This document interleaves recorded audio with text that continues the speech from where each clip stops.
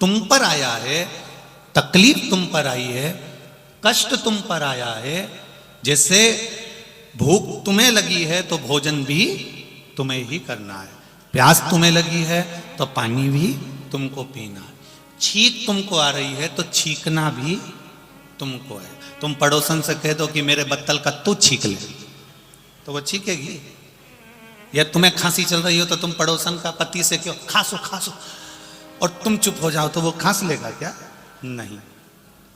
भूख तुम्हें लगी है तो भोजन भी तुम्हें करना है, पानी की प्यास लगी है तो पानी भी तुम्हें पीना है, छींक तुम्हें आई है तो छींकना भी तुम्हें है, खांसी तुम्हें आई है तो खांसना भी तुम्हें है, और दुख तुम पर आया है तो उसको मिटाना भी तुम्हें ही है। तुम्हारे भजन के बल कलयुग केवल नाम आधारा, और सुमर सुमर नर उतरहि पारा। भजन के बल पर दो चीजें किसी को मत दो, एक बोलो जम के बोलो बात, और दूसरा हाथ।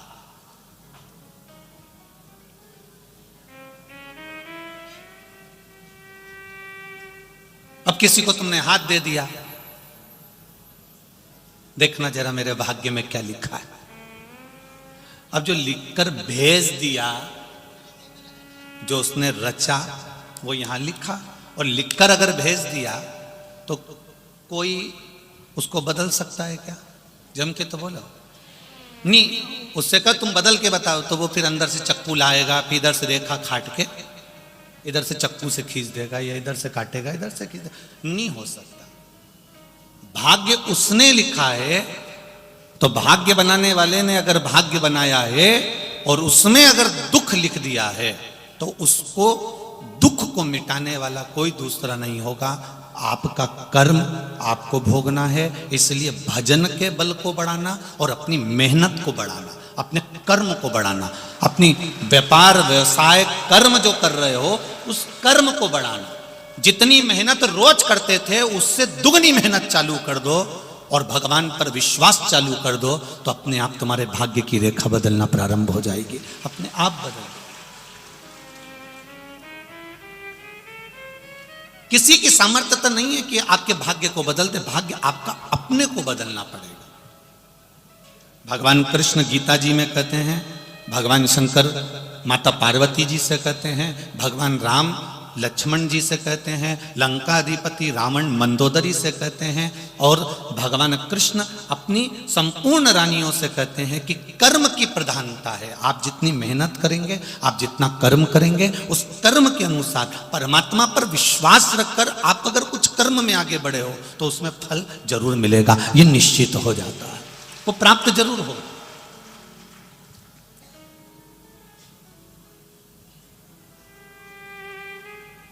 घर में बैठ के केवल आंसू बहाने से मेरा तो कोई साथी नहीं दे रहा, मैं तो बड़ा दुखी हो गया, मेरी जिंदगी तो यूं ही बेकार हो गई, ये बोलने से कोई साथ नहीं देगा, ये कहने से कोई तुम्हारा पक्ष नहीं लेगा। ये आंख के आंसू पोंछकर तुम्हें अपने कार्य के प्रति जागरूक होना पड़ेगा, तुम्हें जाना पड़ेगा, मेहनत करना पड़ेगी।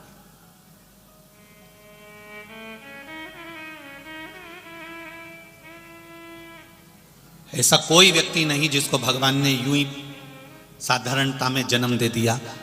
आपको पहले भी कथा में कहा था, अपने कमरे में माताएं सब अच्छी चीज रखती हैं, वो बेकार अटाला अपने घर में, अपने कमरे में अटाला अपने कमरे में नहीं रखती है। उसी तरह परमात्मा भी अपनी पृथ्वी पर अटाला नहीं रखते हैं, परमात्मा भी छाट छाट कर अच्छों को अपने साथ में रखते हैं।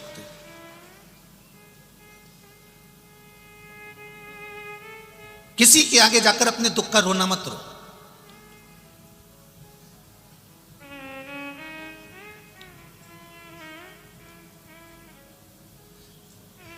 इस व्यासपीठ से आज तक आप लोगों से यह नहीं कहा गया होगा कि आप अपना दुख बताओ और आप दुख बताओ और हम आपका कोई समाधान कर दें। बोला कभी ऐसा कि आप माइक पकड़ो और अपना दुख बताओ कि मैं इस चीज से दुखी हूं और गुरुजी कोई उपाय बता दो? तो अगर आपको माइक पकड़ा कर कहें कि आप अपना दुख बताओ और हम उसका उपाय बताएं, तो हमारा भी तो जीवन में ये मनुष्य का शरीर है, हम पर भी कोई दुख होगा, फिर हम किसके पास जाकर कहें कि हमारा कोई उपाय बता दो? दुनिया में अपने कर्म को स्वयं काटना पड़ेगा। राम जी वन क्यों गए? सीता जी का हरण क्यों हुआ? मां जानकी को वन वन क्यों रहना पड़ा? भगवान कृष्ण को अपना गांव छोड़कर दूसरे गांव क्यों जाना पड़ा? दूसरा गांव जाने के बाद भी छोड़कर द्वारका क्यों जाना पड़ा? जब वो परमात्मा थे तो फिर क्यों गए? उनको भी तो अपने कर्म का भोगना ही पड़ा। हम पहले भी कथा में कहते हैं, भगवान से नहीं डरना, मत डरो। वेद और पुराण से नहीं डरना, मत डरो। धर्म और शास्त्रों से नहीं डरना, मत डरो। संत साधु से नहीं डरना, मत डरो। माता पिता से नहीं डरना, मत डरो। घर के बुजुर्गों से नहीं डरना, मत डरो। पर इतना याद रखना, अपने कर्म से जरूर डरना, क्योंकि कर्म का भोग तो परमात्मा को भी भोगना पड़ता। राम जी ने छुप कर मारा था उस बाली को। कृष्ण अवतार में उस बाली ने छुप कर मारा था भगवान कृष्ण के चरण में। सीता जी ने एक चिड़िया कैद में रखी, माता जानकी को कैद में रहना पड़ा। ये कर्म का भोग है जो मनुष्य को भोगना ही है। अपने कर्म को स्वयं काटना। आप अगर पड़ोसी के यहाँ जाकर कह भी दोगे, आप किसी से जाकर बोल भी दोगे कि मुझे ये दुख है, आप किसी से जाकर कह दोगे कि मुझे ये तकलीफ है, तो क्या वो तकलीफ मिटा देगा? अरे बोलो तो जम के, नहीं मिटाएगा। कहीं कहीं का तुम्हारे पास में आकर कह दे, मेरे पास में ऐसी भभूति है, ऐसी बेल है, ऐसा सामान है कि मैं तेरा दुख मिटा दूंगा, मैं तेरी तकलीफ मिटा दूंगा, तो चक्कर में मत आओ। ये दुख तकलीफ स्वयं को मिटाना पड़ेगी। और स्वयं कैसे मिटाओगे? कर्म को कर कर, मेहनत को कर कर, और भगवान शंकर की भक्ति पर विश्वास रखकर जब तुम आगे बढ़ोगे तो अपने आप कर्म के करते करते आपका दुख मिटता चले जाएगा। स्वयं को मिटाना। किसी को कह भी दोगे ना कि मुझे दुख है, वो आपका दुख नहीं मिटाएगा। चलो एक प्रैक्टिकल करके देख लो। अपनी पड़ोसन से जाकर कहना, जिसको तुम अपनी सारी बात बताती हो, जिस रिश्तेदार को तुम अपनी सारी बात बताते हो, उस रिश्तेदार से एक बार 1-2 महीने बाद जाकर कहना, मुझे 10 लाख रुपए की जरूरत है, तू दे दे।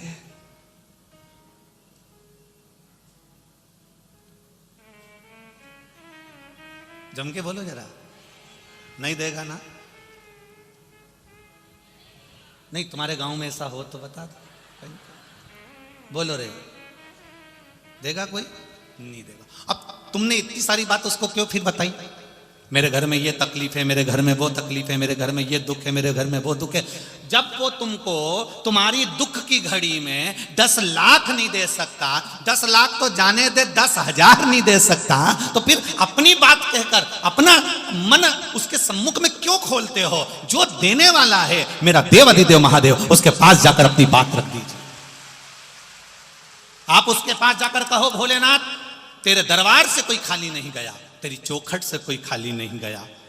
2022 जाने वाला है मेरे भोलेनाथ, 2023 आने वाला है। मेरे बाबा ऐसी कृपा करना। हम जानते हैं कि 22 के बाद में 23 आने वाला है। 22 जैसा भी गया आपकी कृपा से गया, पर मेरा विश्वास जितना अभी आपके चरणों में है, 2023 में उससे ज्यादा विश्वास आपके चरणों में हो जाए। मेरा विश्वास आपके चरणों में उससे ज्यादा हो जाए। सर्वे भवन्तु सुखिनः। मेरा गांव, मेरा घर, मेरा मोहल्ला, मेरी सोसाइटी, मेरी कॉलोनी, मेरा गांव, मेरा प्रदेश, मेरा देश, मेरा राष्ट्र और संपूर्ण विश्व का कल्याण हो जाए, ऐसी कृपा मेरे महादेव कर देना।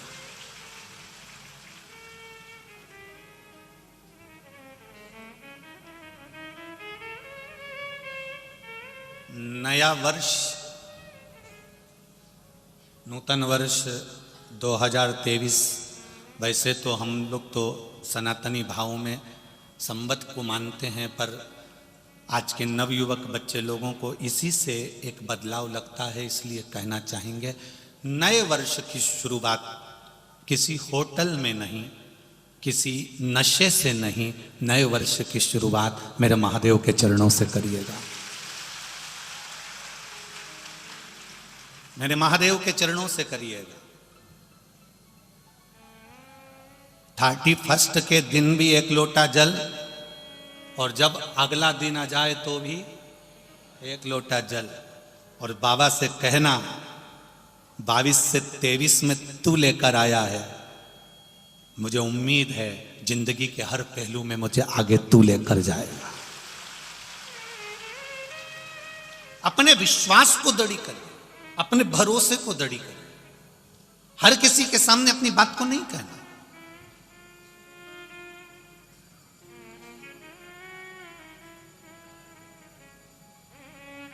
क्यों अपनी बात को हमारे किसी के सामने कहें? पहले नंबर पर बात और दूसरे नंबर पर हाथ। ये हाथ भी हर किसी को मत दे देना। मेरी बेटियों से सबसे ज्यादा निवेदन है, सबसे ज्यादा निवेदन है मेरी बेटियों से, इस हाथ को एड़े तेड़े नत्थु खेरे के हाथ में मत दे देना।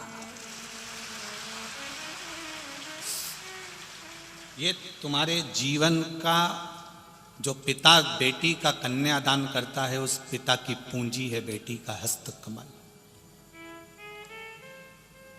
हर किसी को नहीं दिया जाता। जरा सा बॉडी शॉडी बना ली, जरा सी गाड़ी घोड़ा ले आया, 2-4 बार तुमको चाउमीन खिलाने ले गया, और तुमने अपना हाथ उसके हाथ में दे दिया। बहुत सोचिए।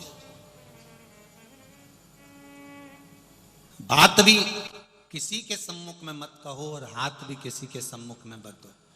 बात भी मेरे शंकर के पास जाए और ये हाथ भी, इसमें बहुत सी रेखाएं उल्टी सीधी होती है। हो सकता है हमारे भाग्य में कहीं दुख लिखा हो, कष्ट लिखा हो। तो जब जब मंदिर में जाओ, शंकर के मंदिर में जाओ, तो जल चढ़ाकर शिव जी के जल को हाथ में झेल लो। और राम कृष्ण के मंदिर में जाओ, दत्त के मंदिर में जाओ, तो पंडित जी, संत, गुरु, साधु आपके हाथ में चरणामृत दें, तो इस हाथ को आगे कर दो। क्यों? चरणामृत का जल, शंकर भगवान का चढ़ा हुआ जल, गुरु जी के हाथ का प्रसाद, परमात्मा के हाथ का जल जब हमारे हाथ में आएगा, तो रेखा कितनी भी उल्टी हो वो सीधी होती चली जाती। तुम मंदिर में जाओ, तुम्हारे यहां भी बहुत सारे मंदिर हैं। लक्ष्मी नारायण का मंदिर होगा, वेंकटेश भगवान का मंदिर होगा, दत्त मंदिर होगा, राम जी का मंदिर होगा, कृष्ण भगवान का मंदिर होगा, गुरु जी का मंदिर होगा, शंकर जी का मंदिर होगा। उस मंदिर में जाना, पंडित जी आसन लगा के बैठ जाते हैं, बोलो सही है कि गलत है? और वो एक पंचपात्र से तुमको देते कि नहीं देते चरणों तक? अरे बोलो तो जम के देते हैं। पंडित जी ने कभी तुमसे यह किया, मुंडा फाड़ो, और पंडित जी ने कहा लो मैं तुम्हारे मुंह में डाल देता हूं? बोला कभी ऐसा? नहीं। उन्होंने एक बात जरूर की, हाथ आगे करो। बोला कि नहीं बोला? हाथ आगे करो। पंडित जी क्यों बोल रहे हैं कि हाथ आगे करो? पंडित जी कह रहे हैं हाथ आगे करो, और वो हाथ इसलिए आगे करो क्योंकि हाथ आगे कर कर जब तुम भगवान का चरणामृत प्रसाद इस हाथ में लेते हो, तो हाथ की उल्टी रेखाएं अपने आप सीधी होना चालू हो जाती हैं। हाथ आगे करो, और वो हाथ परमात्मा की सेवा में आगे करना, परमात्मा की भक्ति में आगे करना।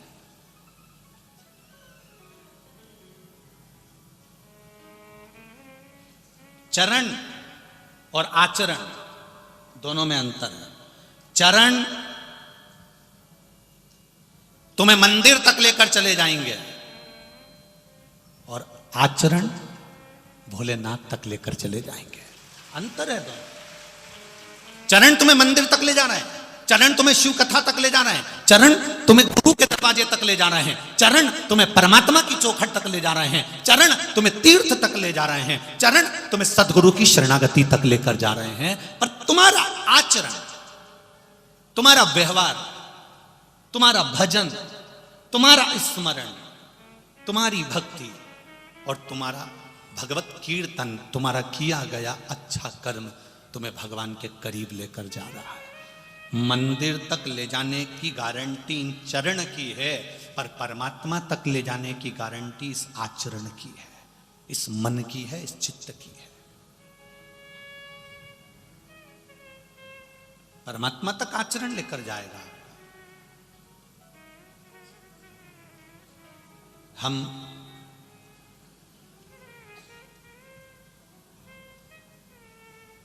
एक बात अपने जीवन में ध्यान में रखें आप,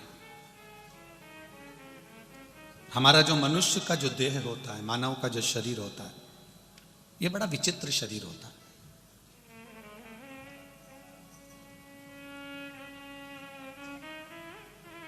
बड़ा विचित्र शरीर है। कई लोग कहते हैं बिस्तर अच्छा नहीं है ना, इसलिए नींद नहीं आ रही।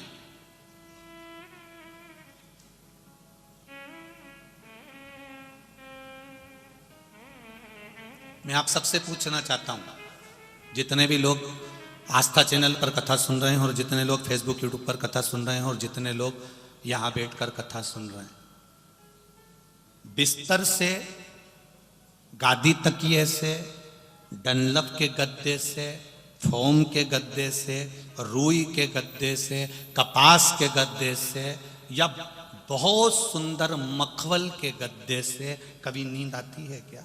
नींद हमेशा दिल के सुकून से नहीं आ सकती। हम गद्दे में नींद ढूंढ रहे हैं, हम गोदड़ी में नींद ढूंढ रहे हैं, हम कम्बल में, रजाई में नींद ढूंढ रहे हैं। वो नींद गादी में नहीं आ सकती। कोई डनलप का गद्दा, इतने सारे लोग बैठे हैं, इसमें से किसी किसी के घर में तो इतना मोटा भी गद्दा होगा, इतना जोरदार होगा, एसी भी लगा होगा, डनलप का गद्दा भी होगा, सोफा भी होगा, सब कुछ होगा, उसके घर में सारा सुख होगा। पर पूछो, रात को 12-12 बजे तक नींद नहीं आती, करवट बदलते रहो, नींद ही नहीं आ रही है। फिर पत्नी पति से कह रही मुझे नींद नहीं आ रही, ना जान। पति बोले, कभी कभी पति बोल देता है मुझे नींद नहीं आ रही, एसी बढ़ाया, एसी डाउन करा, पानी पी लो, पानी पिया, गोली खाई तो भी नहीं आई, रात के 3 बजे फिर उठ के बैठ गया। आखिर नींद क्यों नहीं आ रही? क्योंकि हमने गद्दा तो बड़ा ले लिया, हमने गद्दा तो मोटा बना लिया, हमने एसी भी लगवा लिया, पर इस दिल को महादेव से नहीं जोड़ पाए, इसलिए वो नींद चली गई। सुकून मिलता है सच्चा सुख केवल भगवान तुम्हारे, बोलो बोलो जम के बोलो, चरणों में सुकून मिलता है। सुकून। तुम यहां देखो, रात को कोई आए हो तो यहां पर कभी दर्शन करना, रात के लोग जो रुकते हैं उनको, कम्बल पे सो रहे हैं, कारपेट पे सो रहे हैं, गद्दे पे सो रहे हैं, रात भर भजन चलता है, 11, 12, 1 बजे तक लोग नाचते रहते, कूदते रहते, भजन करते रहते, और सवेरे फिर कितने घंटे की नींद लेते होंगे इस कथा में? कितने घंटे की? बैठने वालों से पूछना कभी। 2 घंटा चैन की नींद सो गए तो सो गए होंगे, नहीं तो भगवान की भक्ति में ऐसे डूबे रहते, उनका भजन चलता रहता, भजन। सवेरे उठे, तैयार हुए, फिर बैठ गए, शाम हुई, फिर अपने काम में लग गए और भजन करने में लग गए। और वो नींद जो 2 घंटे की लेते हैं, वो इतनी सुकून की नींद लेते हैं कि उनको ये मालूम ही नहीं पड़ता कि डनलप के गद्दे पे सो रहे हैं कि गोदड़ी पर सो रहे हैं। सुकून, उनको ये मालूम है बैठा है।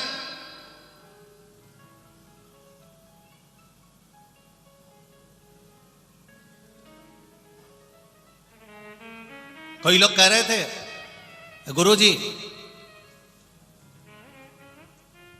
कई बार कथा में नींद क्यों आती है, भजन में नींद क्यों आती है, शादी में तो नींद ही नहीं आती, किटी पार्टी में तो नींद ही नहीं आती, कहीं जन्मदिन की पार्टी हो, होटल में पार्टी हो तो 12-1-2 बजे तक तो कोई नींद का काम ही नहीं है। पर हम तो दिन में कथा में बैठे 2 बजे तो भी कभी कभी आंख में झपकिया, कभी कभी झपकिया जाता है। गुरु जी क्यों ऐसा होता है? हमने कहा बच्चा पूरी मोहल्ले में खेलता रहता है, बच्चे को कहीं नींद आती है मोहल्ले में? बोलो बोलो जम के, नहीं आती। वो बच्चा पूरे मोहल्ले में खेलने के बाद अपने घर आता है, माँ की गोद में बैठता है, पापा की गोद में बैठता है, पिता की गोद में बैठता है। माँ की गोद में बैठते से ही, पिता की गोद में बैठते से ही पिता, माता उसके ऊपर हाथ रखते हैं और बच्चा गोदी में ही सो जाता है। वो बच्चा गोदी में सो गया, पूरे मोहल्ले में कहीं जाकर नहीं सोया, सोया तो माँ की गोद में, पिता की गोद में सोया। उसी तरह उस बच्चे को जो सुकून मिलता है वो माता और पिता की गोद में मिलता है, और आपको जो सुकून मिलता है वो शिव महापुराण की कथा में मिलता है। इसलिए थोड़ी थोड़ी कभी कभी, थोड़ी थोड़ी कभी जब आ भी जाए तो कोई बुरी बात नहीं है। समझ लेना आज मेरे पिता ने, मेरे भोलेनाथ ने हाथ रख दिया है, इसलिए सुकून में सो रहा। मेरी माँ की गोद में आज मुझे सोने का मौका मिला, सुकून।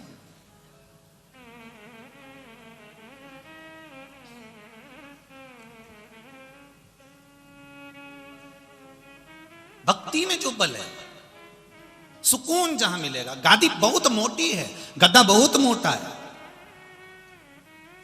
डनलप का गद्दा भी लगा है, एसी का रूम भी है, खाने के लिए बादाम भी रखी है।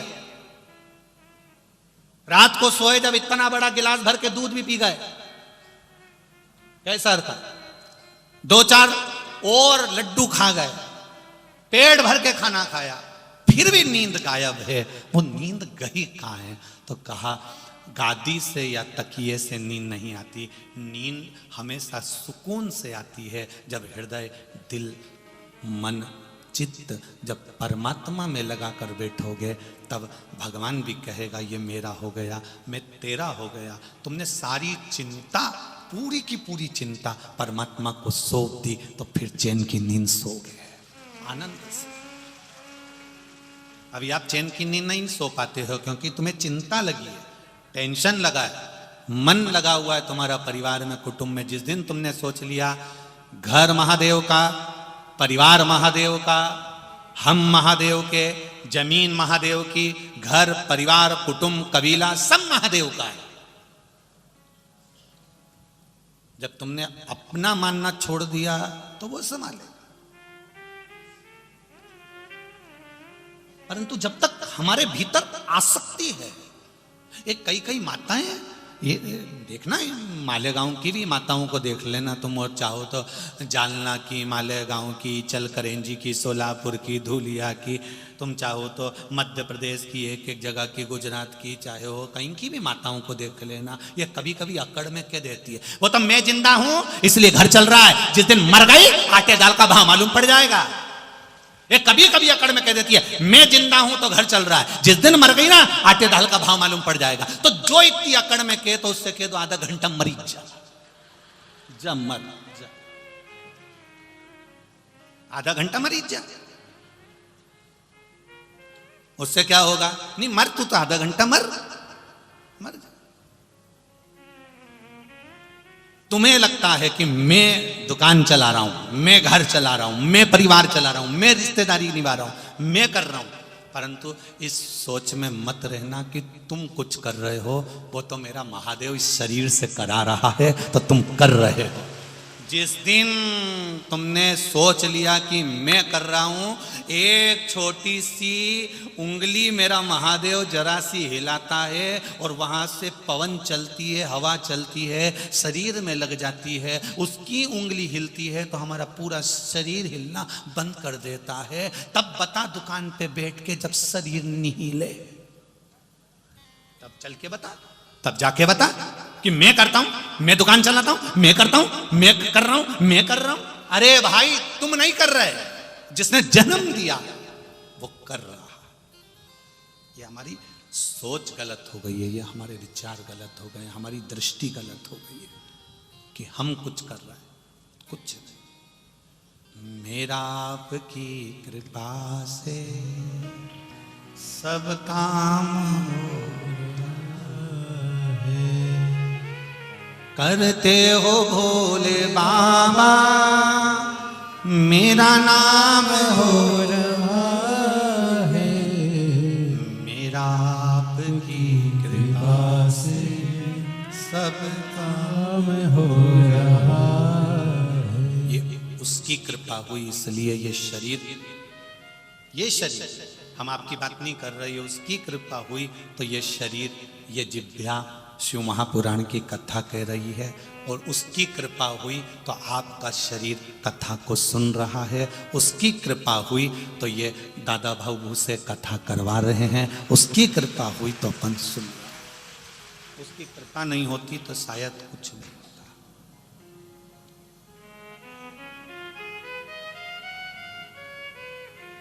कल हम नीचे अग्रवाल जी से बात कर रहे थे, तो वो उनके अग्रवाल जी कह रहे थे, गुरुजी अब तो मन ऐसा हो गया है कि साल 2 साल में एक बार भगवान की ऐसा कुछ ना कुछ पुण्य का कार्य होते रहना चाहिए। हाँ, इन्हीं से बात चल रही थी हमारी, तो कह रहे थे कि गुरुजी साल 2 साल में कहीं ना कहीं पुण्य का कार्य अपने मालेगांव में होते रहना चाहिए। ये सीख मिल गई शिव महापुराण से। साधुवाद, कुछ ना कुछ भगवान का स्मरण होता रहे, चलता रहे,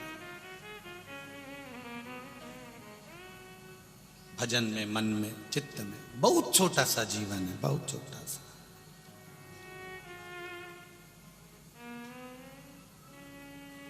कितना वो चीन वालों ने कितनी उन्नति करी, बोलो रे भाई बोलो, सही है कि गलत है? चीन ने कितनी उन्नति करी, पर उस परमात्मा के आगे उन्नति कर पाए क्या? ढेर बॉडियां पड़ी है, रोज टीवी में देखो तो बताएं इतने मर गए, इतने मर गए, इतने मर गए। अब इतनी उनने उन्नति करी कि सूरज नया बना दिया, तो फिर अब इनको जिंदा करके बता दो। जब तुम सब कुछ कर सकते हो तो करो। उसने रचा संसार, सोच विचार कर रचा है।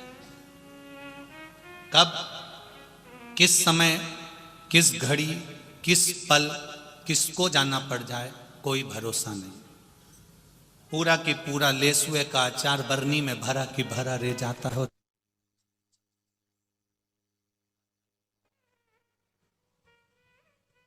पापड़ भी पूरे के पूरे धरे की धरे। दो भी नहीं खा पाया, निपट गया। क्या कर, बोलो बोलो। संस कुछ नई की नई साड़ी लेके आई थी, अलमारी में रखी की रखी रह गई, पेन नहीं पाई। ऊपर जाती जाती यमराज से कह रही वंस मोर, एक बार फिर से छोड़, मैंने अभी लाल वाली ली है, एक बार पेन तो लेने दे। तुरंत यमराज बोला चाट, नहीं पहनने देना, चल। इसलिए आपसे निवेदन है, जितनी अच्छी अच्छी रखी हो सब पहन लो, ऊपर जाके दुख नहीं होगा कि मैंने ये पहनी नहीं।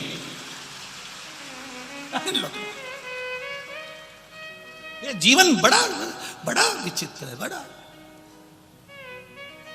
इसको किसी ने पत्र लिखा, वो पत्र कमरे में पड़ा है हमारे। वो हम जिस गाड़ी में कल गए थे, उस गाड़ी में किसी ने पत्र दे दिया था, वो पत्र हमारा कमरे में रखा। उन्होंने कहा, क्यों गुरुजी, हमारे यहाँ पर मालेगांव में इतने सारे महाराज आते हैं, इतनी ज्ञान की बात करते, इतनी विद्वत्ता की बात करते, तुम्हें सास बहू से फुर्सत नहीं मिलती? कभी इधर की बात कह दो, कभी उधर की बात कह दो।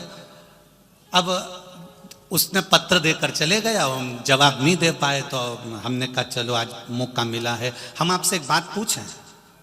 तुम्हारे घर में इतने बड़े बड़े भगोने रखे, बर्तन इतने बड़े बड़े, इतने बड़े बड़े बर्तन, क्या तुम रोज रोज उन बर्तन में खाना बनाती हो?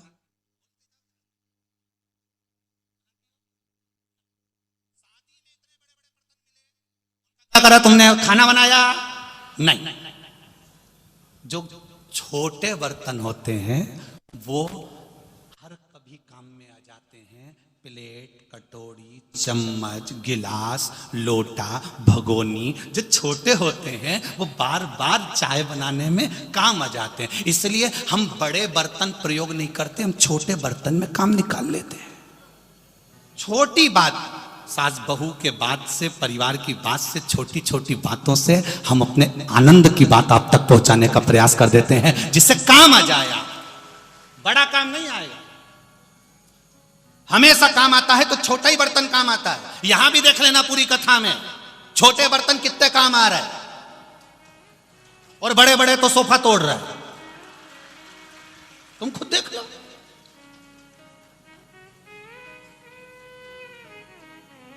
किसी को बुरा लग जाए तो कोई बात नहीं, चलेगा। बड़ा बर्तन कितना काम आ रहा है? कोई बड़ा बर्तन काम आएगा नहीं, छोटा बर्तन काम आएगा। जितने छोटे, कोई कहे हम बहुत छोटे आदमी, हमारा गांव बहुत छोटा सा, हमारा परिवार बहुत छोटा सा, हम ऐसे, हमारे पास धन नहीं, धन भी छोटा, हमारे पास कुछ भी नहीं, चिंता मत करना, हमेशा छोटा ही काम आता है, बड़ा किसी काम का नहीं। बड़ा तो केवल वो बड़ा बर्तन हमेशा ऊपर अलमारी में टांग पे जमा रहता है, वो तो कभी कभी उतरता है। इसलिए छोटे बनकर ये मत सोचना कि तुम छोटे हो। छोटा इतना प्रबल होता है कि उसका प्रयोग हर जगह होता है। छोटा एक कपड़ा फट गया, कपड़ा फट गया, अब इसको जोड़ने के लिए तुम वो बोरा सिलते हैं वो सूजा लिया या फिर कोई और बड़ा सामान लिया हो तो उसका कोई फर्क नहीं। छोटे में जो सुख है, छोटे में वो हर जगह पर काम आ जाता है। छोटा हर जगह,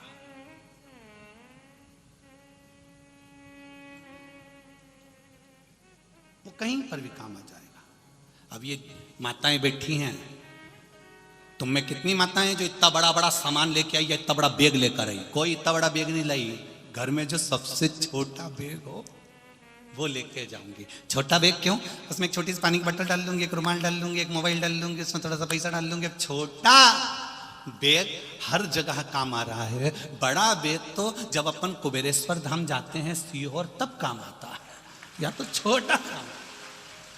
जब तीर्थ जाओ, उज्जैन जाओ, त्र्यंबकेश्वर जाओ, नासिक जाओ, तुम कहीं भगवत भजन में जाओ तो वहां फिर बड़ा बैग ले जाओ, पर छोटा हर जगह काम आ जाता है। उसी तरह शिव महापुराण की कथा को छोटे छोटे रूप में लेकर उसको तुम्हारे तक पहुंचाने का प्रयास करते हैं, जिससे कभी भी तुम अलमारी में से साड़ी निकालोगी तो तुमको याद आ जाएगी कि मुझे ये साड़ी पहनना है, सियोर वाला महाराज बोला था, वरना बाद में ऊपर जाके याद आएगी। पहन लो उसको। अंत समय प्रभु आना पड़ेगा, वचन दिया तो निभाना पड़ेगा।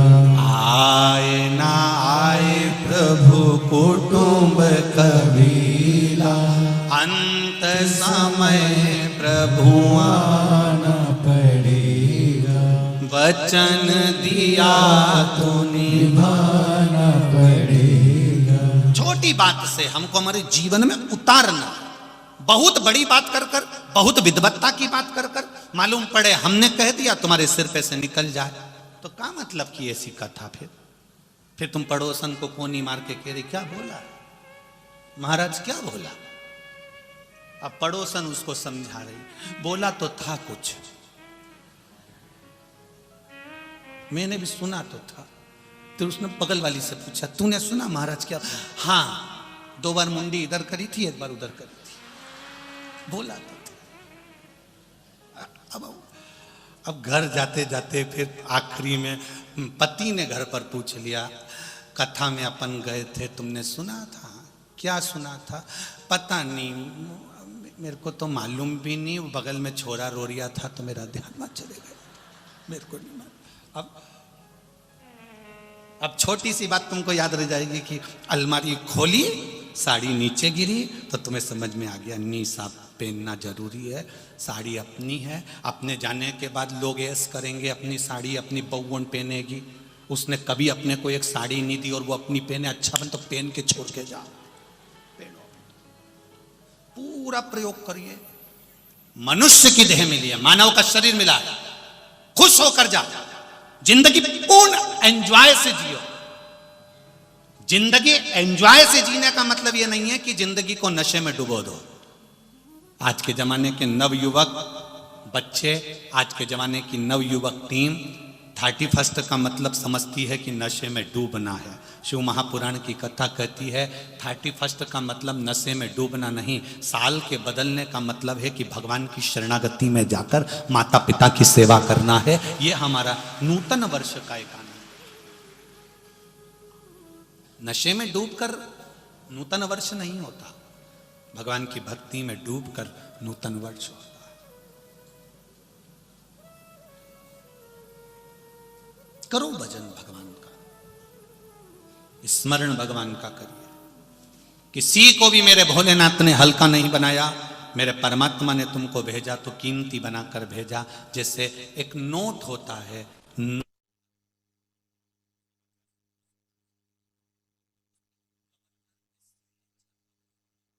के सिग्नेचर जिस नोट पर नहीं होते वो नोट की कोई कीमत नहीं होती।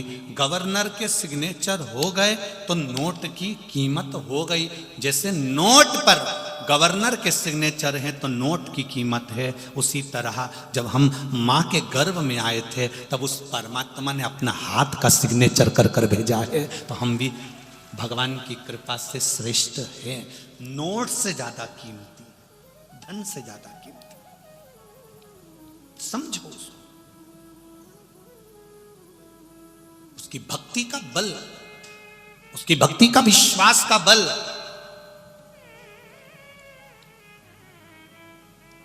कितना आनंदमय होगा, कितना पुण्य कमाने के लिए बहुत सारे मौके मिलते हैं, पर पुण्य व्यक्ति का कहां समाप्त हो जाता है ये वो समझ नहीं पाता। भूखे को भोजन कराया, पुण्य आ गया। पानी पिलाया, पुण्य आ गया। भगवत नाम जपा, पुण्य आ गया। किसी का साथ दे दिया, पुण्य आ गया। पर वो पुण्य समाप्त कब हो जाता है ये हमको ज्ञात नहीं हो पाता।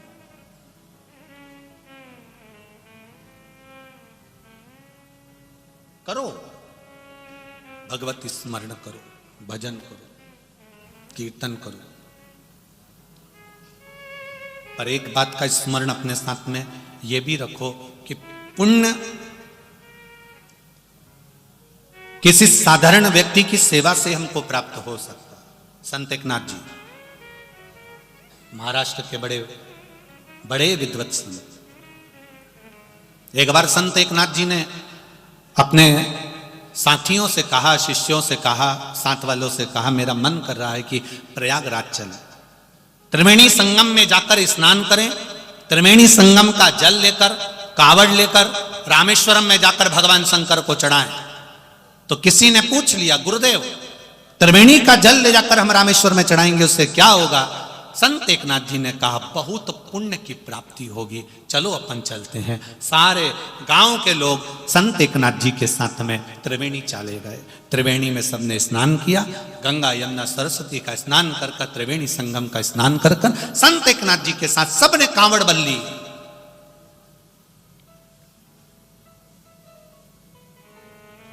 सबने कांवड़ भरी और कांवड़ भरकर सब रामेश्वर के लिए चल दिए। सब चले, मुख में भगवत नाम, राम कृष्ण हरि राम कृष्ण हरि राम कृष्ण हरि राम कृष्ण हरि राम कृष्ण हरि जय राम कृष्ण हरि राम कृष्ण हरि जय राम कृष्ण हरि राम कृष्ण हरि जय राम कृष्ण हरि राम कृष्ण हरि राम कृष्ण हरि राम कृष्ण हरि राम कृष्ण हरि राम कृष्ण हरि राम कृष्ण हरि राम कृष्ण हरि राम कृष्ण हरि राम कृष्ण हरि राम कृष्ण हरि। संत एकनाथ जी भगवत भजन करते करते करते करते बीच मार्ग में पहुंच गए। त्रिवेणी संगम कोसों दूर हो गया, रामेश्वरम कोसों दूर हो गया, बीच में है संत एकनाथ जी और उनके साथ में आए सारे भक्त। क्या देखा संत एकनाथ जी ने?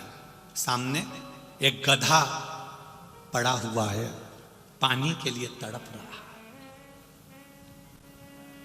गधा पानी के लिए तड़प रहा है। सब भजन गा रहे थे, सब कीर्तन गा रहे थे, सब जाते जा रहे थे। संत एकनाथ जी रुके।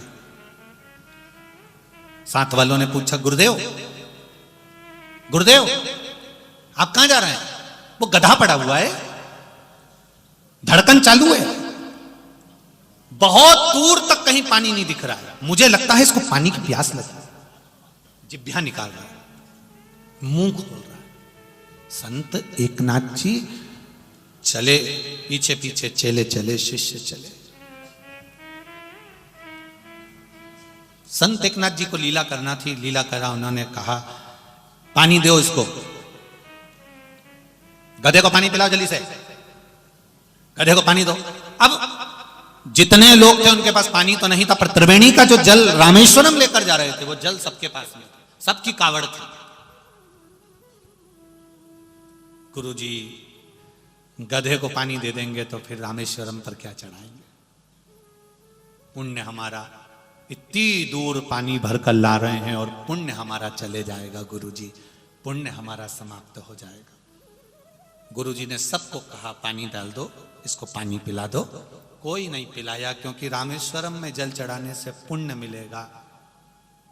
इतनी दूर से हम भर कर लेकर आए हैं, अगर यहीं पर पानी पिला देंगे गधे को तो हमारा पुण्य कहाँ जाएगा? संत एकनाथ जी ने अपनी कांवड़ को रखा, कांवड़ में से जल निकाला, संत एकनाथ जी ने गधे को पिला दिया।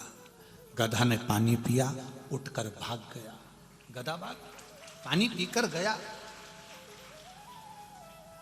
गधा जब पानी पीकर भागा, सारे शिष्यों ने और आनंद में जो साथ चल रहे थे उन्होंने कहा, गुरुदेव अब आपका पूरा जल तो यहीं गधे को दे दिया आपने, फिर महादेव को चढ़ाने के लिए, रामेश्वरम को जल चढ़ाने के लिए आपके पास कुछ नहीं बचा। आप कैसे पुण्य कमाएंगे? इतनी दूर से पैदल चलकर आ रहे थे, सारा पुण्य का जल तुमने गधे को दे दिया। संत एकनाथ जी ने कहा, ये मेरा विश्वास कहता है, ये मेरा भरोसा कहता है कि इस गधे को प्यास लगी थी, पानी पिलाकर मैंने जो पुण्य कमाया, शायद मुझे वो पुण्य वहां भी नहीं मिलता, ये निश्चित है। तो तुमने गधे को पानी पिलाया, क्या वो पुण्य का फल क्या तुम्हें रामेश्वर में प्राप्त हो सकता है? संत एकनाथ जी ने कहा, मैं तुम्हारे साथ रामेश्वर के लिए निकला हूं, चलूंगा, मेरे पास कांवड़ नहीं, जल नहीं, पर यह मेरा विश्वास कहता है कि वो जल का पात्र भी मुझे वहां मिलेगा। ये मेरा विश्वास कहता है, अगर मैंने इसको दिया है तो वो खाली नहीं जाएगा, वो मिलेगा जरूर। और एकनाथ जी चल दिए, और संत एकनाथ जी जब रामेश्वरम पहुंचे हैं तब एक बच्चा दौड़ते हुए आकर कहता है, काका, ओ काका, तुम्हारा ये कलश बीच रास्ते में छूट गया था, ये पानी का कलश में तुम्हें देने के लिए आया। साथ खड़े हुए जितने खड़े थे, साथ वाले जितने शिष्य खड़े थे, जितने सेवक खड़े थे, सब स्तुप्त रह गए।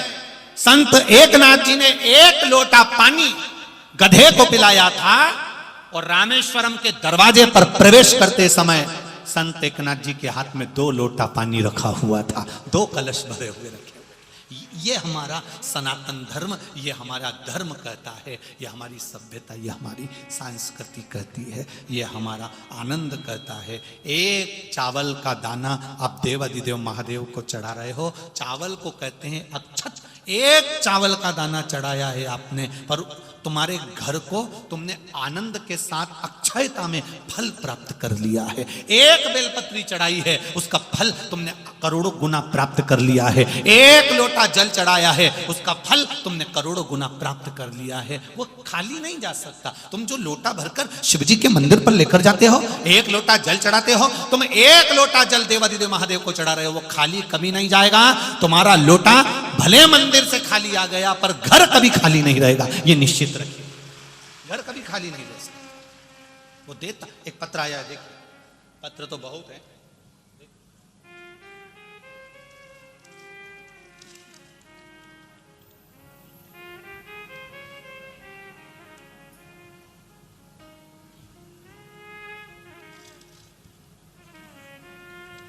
शंभो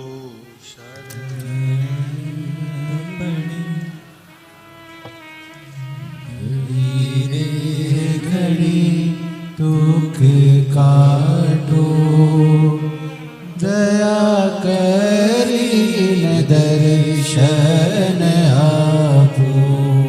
शंभो शरण पड़ी मांगो घड़ी रे घड़ी दुख काटो, दया करी न दर्शन आपो।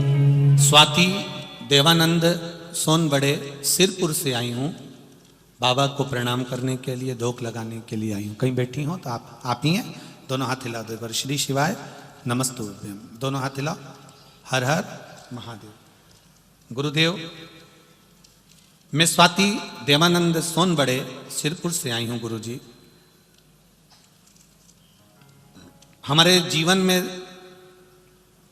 क्या नारी का जीवन हमेशा दुख में रहता है गुरुदेव, पर बाबा ने मेरे दुख को समाप्त किया है, इसलिए यहाँ प्रणाम करने आई हूँ।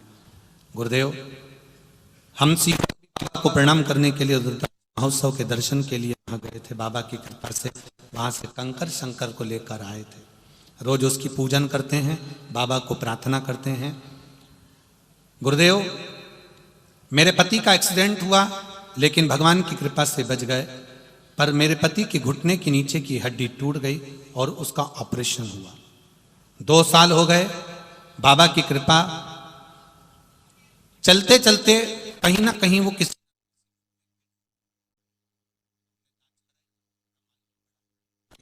उनके ब्रेन में भी कुछ प्रॉब्लम है और कुछ ब्लड के थक्के जमे हुए हैं। गुरुदेव, बाबा से विनती करी, जो गांठ उनके मस्तिष्क में है वो 25 mm की थी। शिव कृपा से डॉक्टर ने कहा था इस गांठ को तो हम निकाल देंगे मस्तिष्क से, पर कोई भरोसा नहीं है कि व्यक्ति कोमा में चले जाए कि वेंटिलेटर पर जिंदगी भर पड़ा रहे, इसका कोई भरोसा नहीं। ऑपरेशन की तारीख दी गई, ऑपरेशन की तैयारी करी गई। उनके पहले एक का और ऑपरेशन हुआ तो मालूम पड़ा कि वो लकवे में चले गया। ऑपरेशन हमारे पति का रुक गया, पर डॉक्टर बोले ऑपरेशन तो करना ही पड़ेगा। तब ऑपरेशन का विचार किया, पर सबसे पहले मैं बाबा देवाधिदेव महादेव से प्रार्थना करने गई और बाबा से विनती कर कर आई। बाबा की कृपा से ऑपरेशन तो हुआ। डॉक्टर ने कहा था या तो पैरालिसिस रहेगा या कोमा में रहेंगे, पर बाबा की कृपा से पहले से बाबा जैसे ही ऑपरेशन होकर आए तब बाबा की कृपा से ठीक रहे, ना पैरालिसिस रहा और ना कोमा में गए। इसीलिए मैं बाबा को यहाँ प्रणाम करने के लिए, बाबा को निवेदन करने के लिए आई हूँ। बैठिए बहन। श्री शिवाय नमस्तुभ्यम। शिव तत्व इसी को कहते हैं। एक पत्र और बड़ा सुंदर आया है, देखिए।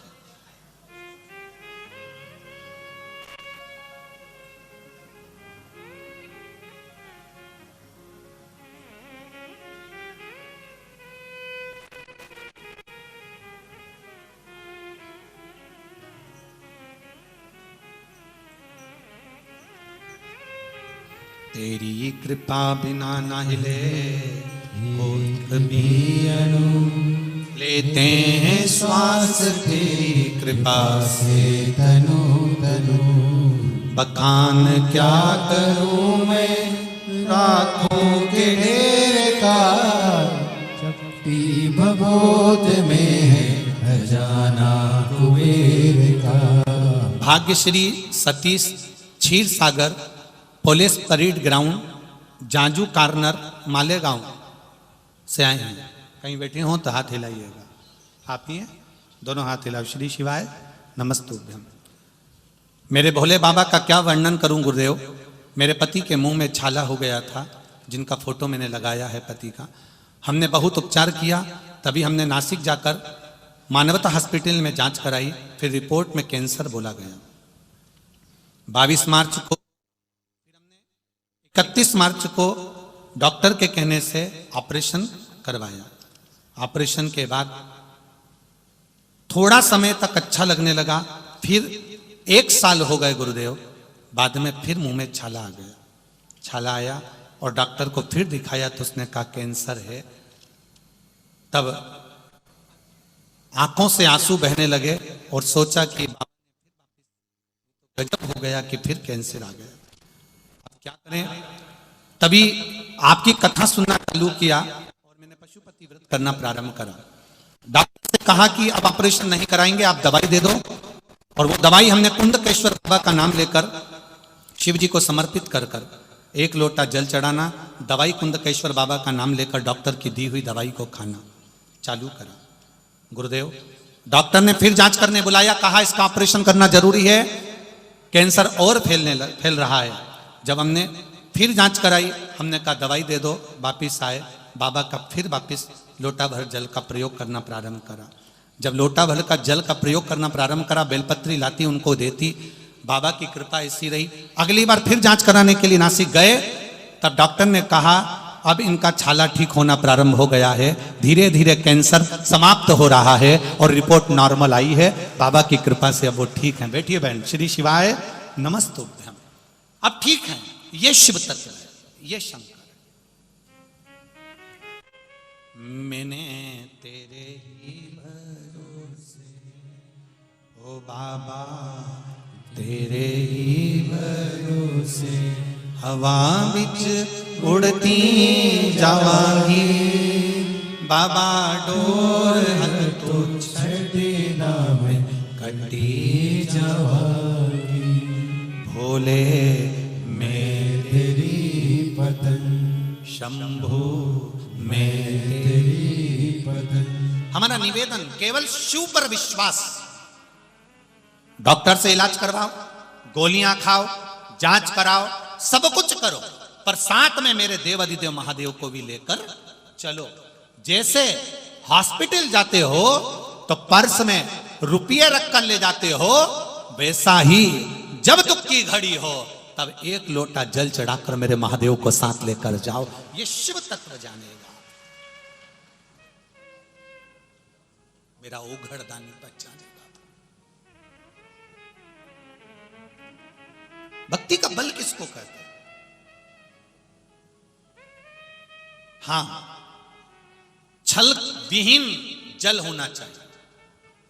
आप जब महादेव को जल चढ़ाएं तो उसमें कोई छल की जरूरत नहीं है कि मैं छल करने के लिए, किसी को बर्बाद करने के लिए, किसी को नष्ट करने के लिए, किसी को कुछ बुरा करने के लिए हमको जल नहीं चढ़ाना। हमको जल चढ़ाना है केवल स्वयं के भाव के लिए कि मैं जानती हूं मैं महादेव के पास गई हूं तो मेरा हर पल, हर घड़ी, हर क्षण शिव का है, शंकर का।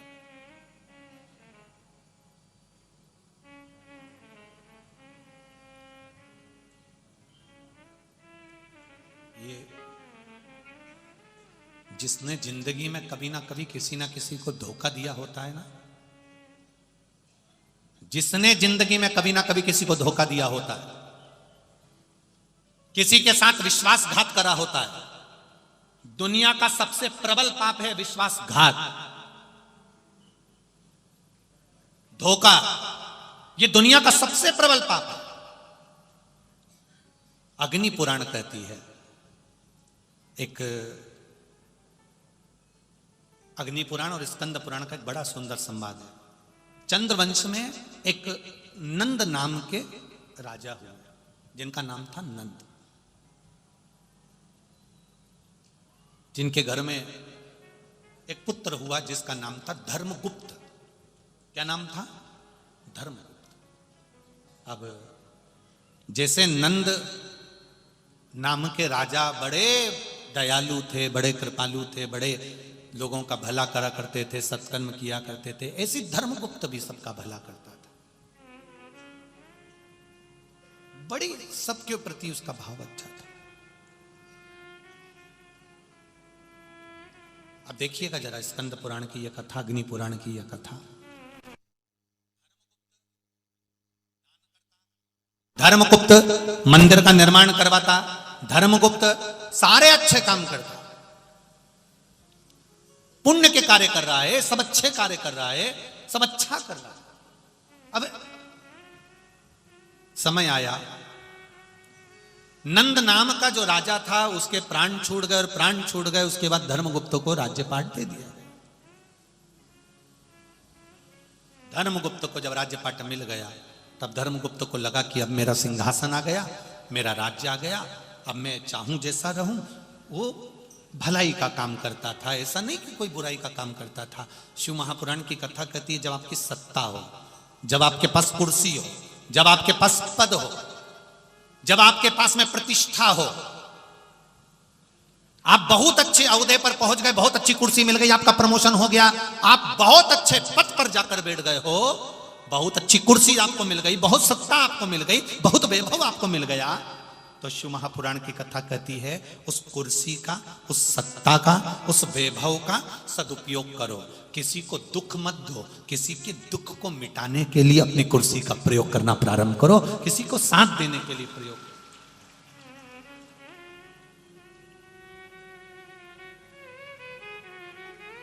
उस कुर्सी का प्रयोग करो, पर दुनिया के लोगों को कुछ अच्छा करने के लिए। मालेगांव वालों के घर का, मालेगांव में जिन जिन के घर हैं, उनके घर का आज सही सदुपयोग हो रहा है। मेहमान कथा सुनने वाले बैठे। अभी तक तुम्हारे यहां शादी में तुम्हारे घर में लोग आते थे, बोलो जम के बोलो रे जरा, आते थे। फिर कोई मालेगांव में कोई किसी को दिखाने आया, डॉक्टर को दिखाने आया, तो तुम्हारे घर में आते थे। तुम्हारे यहां किटी पार्टी हुई तो मेहमान आए, तुम्हारे यहां कोई फंक्शन हुआ तो मेहमान आए, पर तुमने कथा करवाई तो मेहमान आए। पर आज जो कथा चल रही है, ये कथा तुम नहीं करा रहे हो, ये कथा महादेव करा रहे हैं, और मेहमान तुम्हारे घर में ठहरे हैं, तो ये महादेव की कृपा से ठहरे। किन किन के यहां मेहमान ठहरे, जरा हाथ तो उठाओ जरा, हाँ उठाओ जरा, मैं हाथ, बहुत सारे हो रहे, रख लो रख लो रख लो रख लो। मेहमान तुम्हारे यहां ठहरे हैं, मतलब आज तुम्हारे यहां जो तुमने मकान बनाया, तुमने जो घर बनाया, तुमने जो जमीन है तुम्हारी, जो भूमि है तुम्हारी, जो मकान है तुम्हारा, आज महादेव की कृपा से वो कृतार्थ हो गया, उसका कल्याण हो गया। आज हुआ है।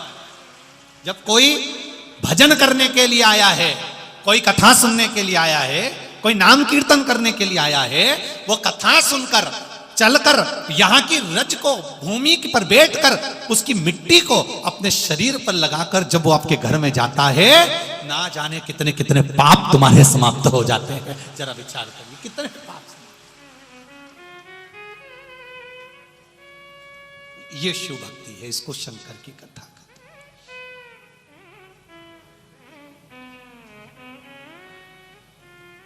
हैं, इसको शिव स्मरण कहते हैं। महाराज शिव कथा कह रही है, भगवान शंकर का गुणगान कर रहा है, भगवान शंकर का स्मरण कर रहा है, शिव तत्व कह रहा है। धर्म गुप्त ने दान पुण्य सब कुछ करा। एक दिन धर्मगुप्त घोड़े पर बैठकर गया वन में, और वन में जाते जाते धर्मगुप्त रास्ता भूल गया। रात होने लगी। उसने सोचा करूं क्या, तो एक पेड़ पर चढ़कर, एक वृक्ष पर चढ़कर वो बैठ गया। वृक्ष पर चढ़कर बैठा, उसने सोचा नीचे रहूंगा, कोई पशु पक्षी आ गया खा जाएगा। पेड़ पर चढ़कर बैठ गया। पेड़ पर चढ़कर बैठा तो रात जैसे जैसे बढ़ने लगी, वैसे वैसे वहां पर एक रीछ आ गया। एक रीछ आया। अब वो रीछ जिसके पीछे शेर पड़ा था, सिंह पड़ा था। रीछ ने सोचा क्या करूं, वो भी पेड़ पे चढ़ गया। पेड़ पे रीछ चढ़ा। राजा को, धर्मगुप्त को डर लगा। धर्मगुप्त को डर लगा तो रीछ ने धर्मगुप्त से कहा, तुम घबराओ मती, मैं रीछ हूं। सिंह मेरे पीछे पड़ा है, शेर मेरे पीछे पड़ा है। मैं आपसे एक निवेदन करना चाहता हूं। सिंह मेरे पीछे पड़ा है, आप भी वृक्ष पर हो, मैं भी वृक्ष पर हूं। सिंह आएगा, अपने को ना खाए, इसलिए अपन यहां बैठे हैं। रीछ ने कहा, मैं सत्य कहता हूं कि मैं आपको नुकसान नहीं पहुंचाऊंगा, आप मुझे नुकसान मत पहुंचाना, अपन दोनों सिंह से बच जाएंगे। राजा ने कह दिया ठीक है। रीछ भी रह गया, सिंह भी, वो राजा भी रह गया। रीछ ने कहा, एक काम करो, तुम सो जाओ, मैं जागता हूं, फिर मैं सो जाऊंगा, तुम जाग लेना, दोनों सो जाओ। अब राजा ने कहा, चलो इतना विश्वास है इसको, सो जाओ। राजा पेड़ पर सो गया, रीछ जागता रहा। रीछ जागा। समय आया, अब राजा सोकर उठ गया। राजा ने कहा रीछ से अब तुम सो जाओ भाई, सो। अब वो रीछ सोया, राजा जगा। पहले राजा सोया, रीछ जगा। जब रीछ जाग रहा था तब नीचे शेर कहता है, सिंह कहता है, रीछ राजा को धक्का मार दे, राजा को धक्का मार दे। रीछ ने कहा नहीं नहीं नहीं, कितना विश्वास है राजा के दिल में मेरे प्रति, मैं उसका विश्वास नहीं तोड़ सकता, मैं धक्का नहीं मारूंगा। अब राजा उठा, रीछ सोया, सिंह नीचे। रीछ सोया तो उसने राजा से कहा राजा रीछ को धक्का मार दे।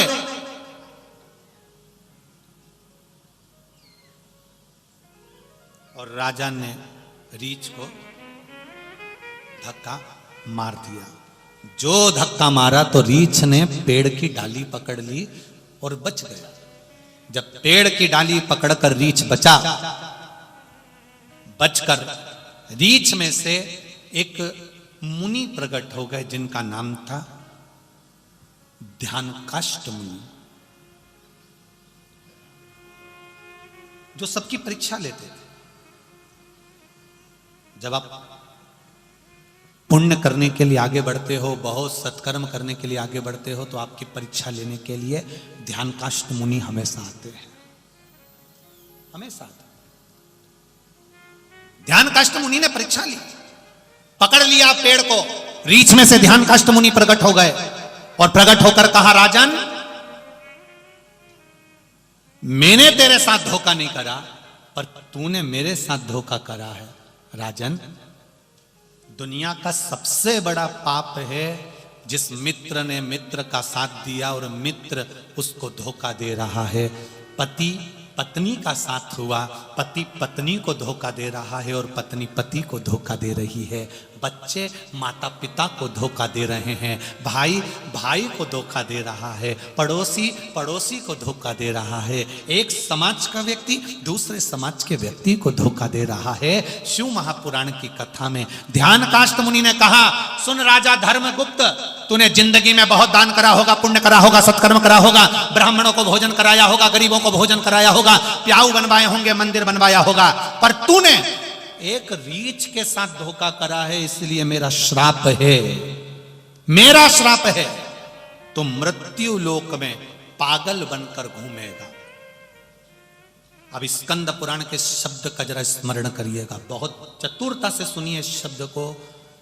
हम किसी पागल व्यक्ति को रोड पर देखते हैं, बैठा रहता है, कपड़े फटे हैं, लोट लगा रहा है, नाली में पड़ा हुआ है, गलत जगह पर पड़ा हुआ है, कुछ गलत काम में पड़ा हुआ है। पागल को देखकर हम कई बार हंस देते हैं, कई बार हमको हंसी आ जाती है, पागल की क्रिया को देखकर हम हंस देते हैं। अच्छे से अच्छा व्यक्ति भी पागल की अवस्था में आ जाता है, धनपति करोड़पति अमीर गरीब कहीं ना कहीं उसका माइंड खसक जाता है, पागलों की अवस्था में आ जाता है, दवाइयां चालू हो जाती हैं, दवाइयां दी जाती है। तो कभी विचार करा कि इतना अरबपति करोड़पति धनपति गरीब अमीर, इसको पागल बनाया किसने? पागल किसने कर दिया? पागल की मति कैसे हो गई? व्यक्ति को भगवान तो अच्छा बनाकर भेजता है, फिर ये पागल कैसे हो गया? क्यों हुआ? किस लिए हुआ? स्कंद पुराण कहती है, पूर्व में किसी ना किसी के साथ अगर धोखा करा होता है तो वो गति यहां आकर मालूम पड़ती है, वो गति यहां दिखती है, वो गति हमको यहां नजर आती है। मत बुरे कर्म कर बंदे वरना पछताएगा, भगवान की आंखों से तू बच नहीं पाएगा, तू बच नहीं पाएगा।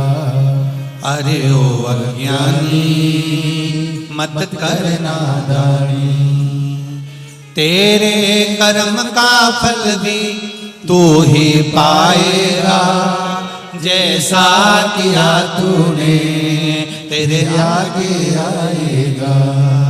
मत बुरे कर्म कर बंदे, मत बुरे कर्म कर बंदे वरना पछताएगा, भगवान की आंखों से तू बच नहीं पाएगा, तू बच नहीं पाएगा। ये शिव कथा कहता है, ये भगवान शंकर की कथा।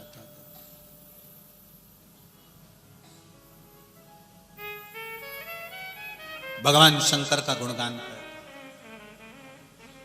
तूने ऐसा डमरू बजाया, तूने ऐसा डमरू बजाया, मेरा मन हर लिया ओ भोलेनाथ, मेरा मन हर लिया ओ भोलेनाथ। दिल तुझको दिया ओ भोलेनाथ, दिल तुझको दिया ओ भोलेनाथ। मेरे ओ भोलेनाथ, ओ भोलेनाथ, मेरे ओ भोलेनाथ, ओ भोलेनाथ। मेरे ओ भोलेनाथ, ओ भोलेनाथ, मेरे ओ भोलेनाथ, ओ भोलेनाथ। दोनों हाथों से दिया ओ भोलेनाथ, दिल तुझको दिया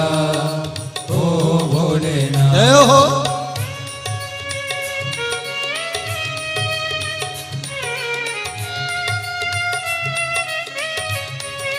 भोले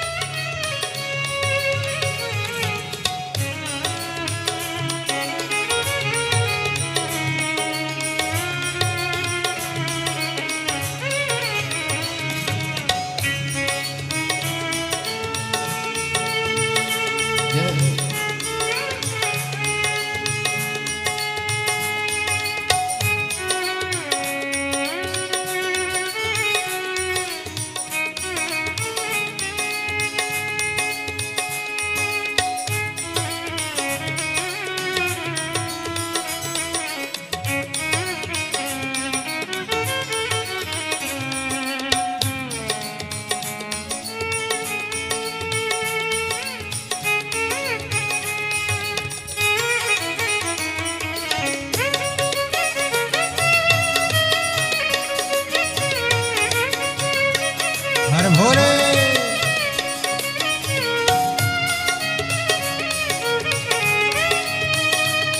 राधे।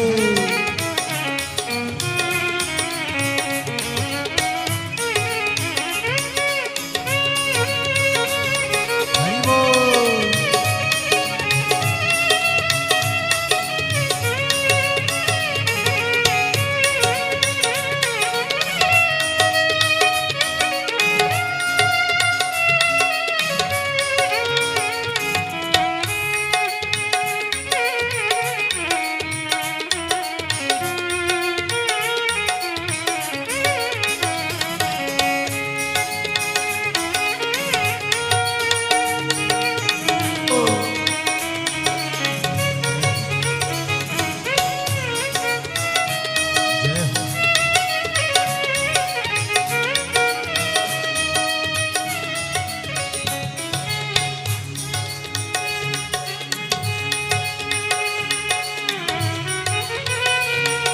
बड़े भाव से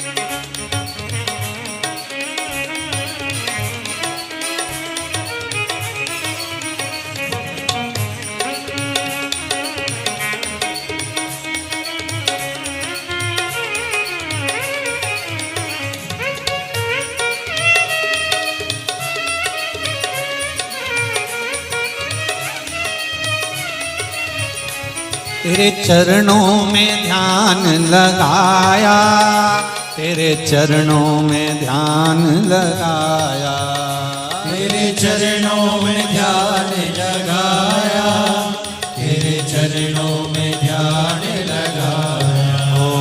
तेरे चरणों में ध्यान लगाया, तेरे चरणों में ध्यान लगाया, तेरे चरणों में ध्यान लगाया, तेरे चरणों में ध्यान लगाया।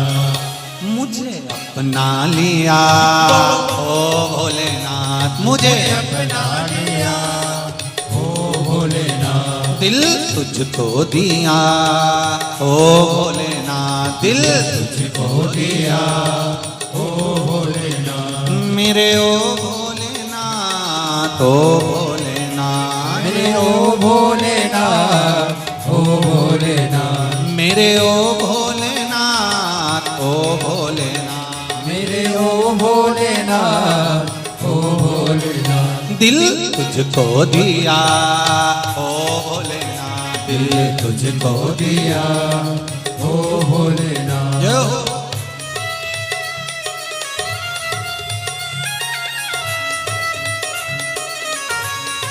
जय हो।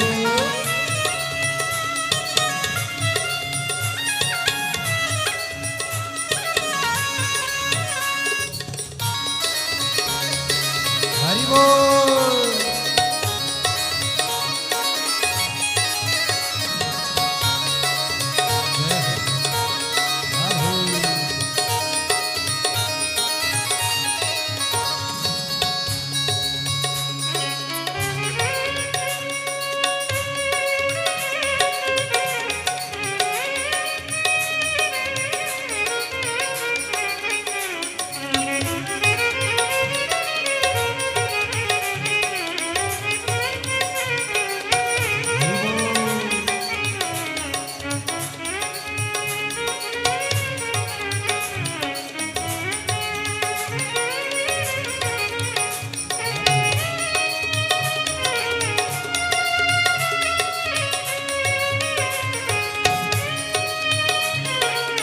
हर हर भोले।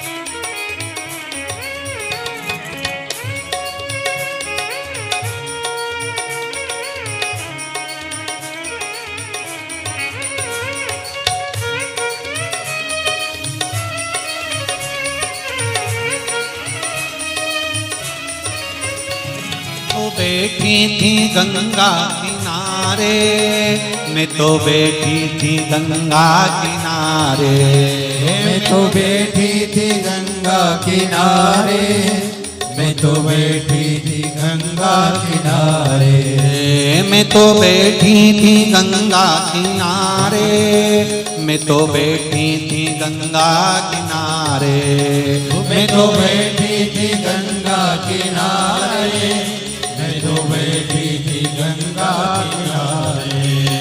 आके दर्शन दिया ओ भोलेनाथ, आके दर्शन दिया ओ भोलेनाथ, दिल तुझको दिया ओ भोलेनाथ, दिल तुझको दिया ओ भोलेनाथ, मेरे ओ भोलेनाथ, ओ भोलेनाथ, मेरे ओ भोलेनाथ, ओ भोलेनाथ, मेरे ओ भोलेनाथ, ओ भोलेनाथ, मेरे ओ भोलेनाथ, ओ भोलेनाथ, दिल तुझको दिया ओ भोलेनाथ, दिल तुझको दिया ओ भोलेनाथ, ये क्या कर दिया ओ भोलेनाथ, ये क्या कर दिया ओ भोलेनाथ। जय हो। हरि बोल। जय हो। राधे।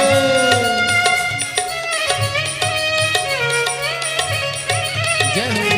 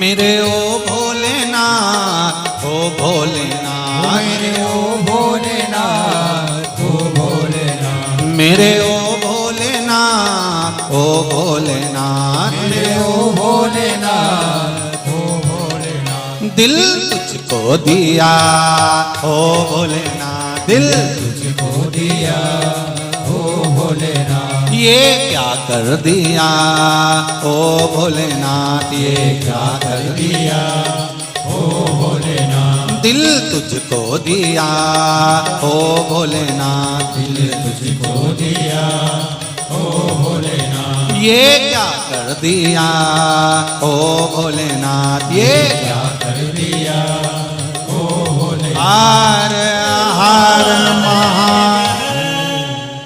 अपने स्थान पर बैठकर भगवान देवाधिदेव महादेव से प्रार्थना भाव के साथ भगवान शिव से शिव महापुराण के मूल मंत्र का स्मरण करें और अपने दिल की बात देवाधिदेव महादेव से कहें, अपने हृदय की बात बाबा देवाधिदेव महादेव से।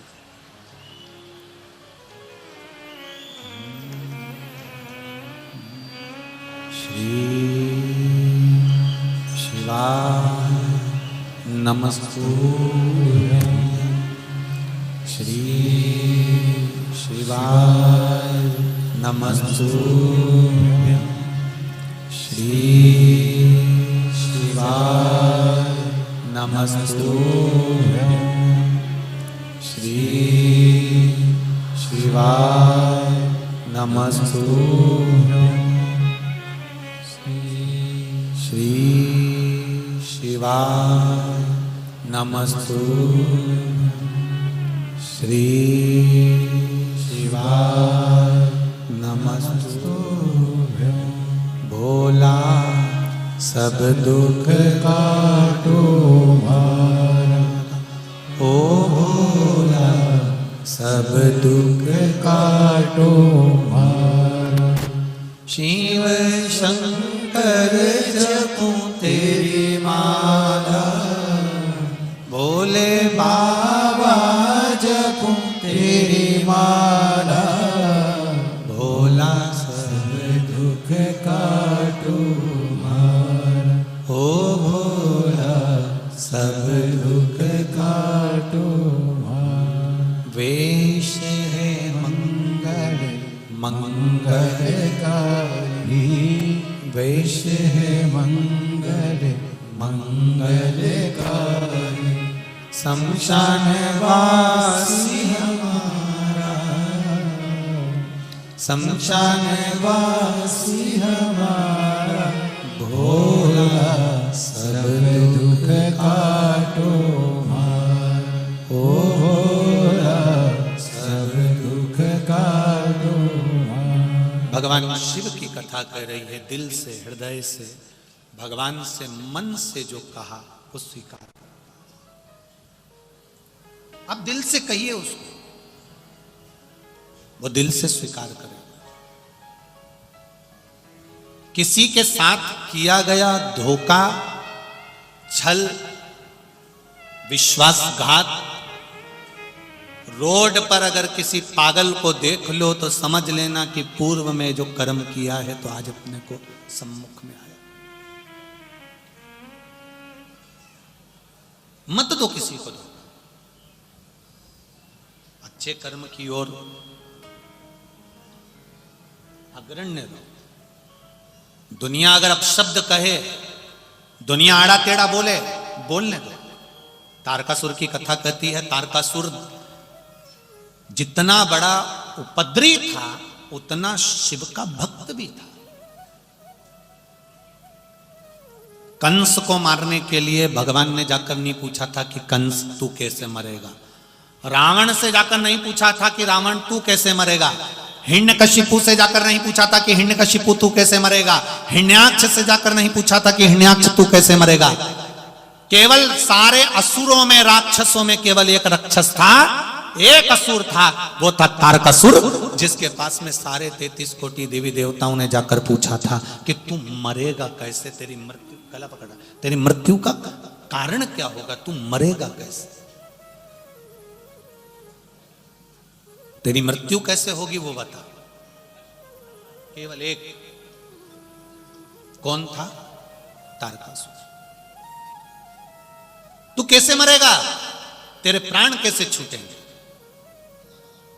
करने वाले करेंगे, निंदा करने वाले निंदा करेंगे, बुराई करने वाले बुराई करेंगे, अपशब्द कहने वाले अपशब्द कहेंगे, ताना देने वाले ताना देंगे। एक बात आपसे पूछना चाहेंगे, आप जिस घर में रहते हो, जिस परिवार में रहते हो, क्या परिवार के सब व्यक्ति आपसे प्रसन्न रहते हैं क्या? अरे बोलो तो जम के नहीं। तो फिर संसार को प्रसन्न करने की कैसे सोच लेते हो कि संसार के लोग आपसे प्रसन्न रहेंगे? ये बड़ा कठिन काम, बहुत कठिन। अभी अभी वो बीच में हमने बैतूल में कह दिया था, उसके पहले कह दिया था कि रायपुर में कहा, छत्तीसगढ़ में, कि भगवान को अगरबत्ती लगाना चाहिए। बोला था कि नहीं बोला था? अब उस पे भी लोगों ने बहुत बोला कि बताओ, किसी पुराण में तो नहीं लिखा कि अगरबत्ती लगाना चाहिए। अब तो दुनिया। एक किसी व्यक्ति ने हमसे पूछ लिया, गुरुजी अगरबत्ती लगाने से क्या होता? हमने कहा विधर्मी, सनातन धर्म को तोड़ने वाले, सनातन धर्म को नष्ट करने वाले बांस अगरबत्ती में बता कर मंदिर में अगरबत्ती लगाना, घर में अगरबत्ती लगाना बंद करवाना चाहते हैं और मोमबत्ती जलवाना चालू करवाना चाहते हैं। पूछा उन्होंने, अगरबत्ती नहीं लगाएंगे तो क्या होगा, अगरबत्ती लगाएंगे तो क्या होगा? हमने कहा ये बताओ, मच्छर की अगरबत्ती काय को लगाते हो? बोलो बोलो, जम के बोलो, अच्छे से तो बोलो रे। मच्छर को भगाने के लिए। और भगवान को अगरबत्ती काय को लगाते हो? इन पापियों को और अपने किए गए पाप कर्म को भगाने के लिए। हमने अगर जिंदगी में कोई पाप कर्म करा हो, हमने अगर जीवन में कोई पाप कर दिया हो, भगवान के सामने 2 अगरबत्ती लेकर बैठ गए, परमात्मा हमारे पाप कर्म को समाप्त कर देना। हम कितने भी बड़े पापी हों पर तेरे चरणों के दास हैं, तू हमें अपना लेना। ये क्या होता है उससे? बहुत कुछ होता है। जब मच्छर की अगरबत्ती से मच्छर जा सकते हैं, तो मंदिर में अगरबत्ती लगाने से, घर में अगरबत्ती लगाने से, घर में अगर कुछ नेगेटिव हो, कुछ गलत हो रहा हो, कोई गलत कर रहा हो, तो उसकी सोच अच्छी होना प्रारंभ हो जाती है कि भगवान के चरणारविंद है। करो परमात्मा की। कहेंगे लोग अपशब्द कहने वाले, आड़ा टेढ़ा बोलने वाले आड़ा टेढ़ा बोलेंगे, कहने वाले कहते रह जाएंगे, ताने देने वाले ताना देते रह जाएंगे। तुम भगवान की भक्ति को मत छोड़ना, तुम भगवान के भजन को मत छोड़ना, तुम करते रहो भगवत भजन। तुम रोज रोज मंदिर जाओगी ना जल चढ़ाने, तो भी लोग तुमको टोक देंगे, सुन लो री मालेगांव वाली जी, तो भी लोग कह देंगे क्या होता है जल चढ़ाने से। तो जो तुमको ज्यादा ज्ञान दे, सिर पे लो चोटी, जोरदार बनाओ जूड़ा, और उसके बाद उसके हाथ जोड़ के कह दो तेरे से ज्ञान लेना चाहिए। मैं आई थी तेरे पास हाथ जोड़ने कि मैं जल चढ़ा रही हूं तो मुझे ज्ञान दे। शंकर जी को जल अगर मैंने चढ़ा भी दिया, राम कथा में फोटो देखा राम जी को जल चढ़ाते हुए, कृष्ण कथा में फोटो देखा कृष्ण भगवान को जल चढ़ाते हुए, पार्वती जी का फोटो देखा जल चढ़ाते हुए, सती जी का फोटो देखा जल चढ़ाते हुए, केवल में सियोर वाले महाराज के कहने पर जल नहीं चढ़ा रही, मेरे तो भगवानों ने भी कहा कि जल चढ़ाने से 1 लोटा जल सारी समस्या का हल। उस जल के महत्व को मैं जानता हूं। ये पत्र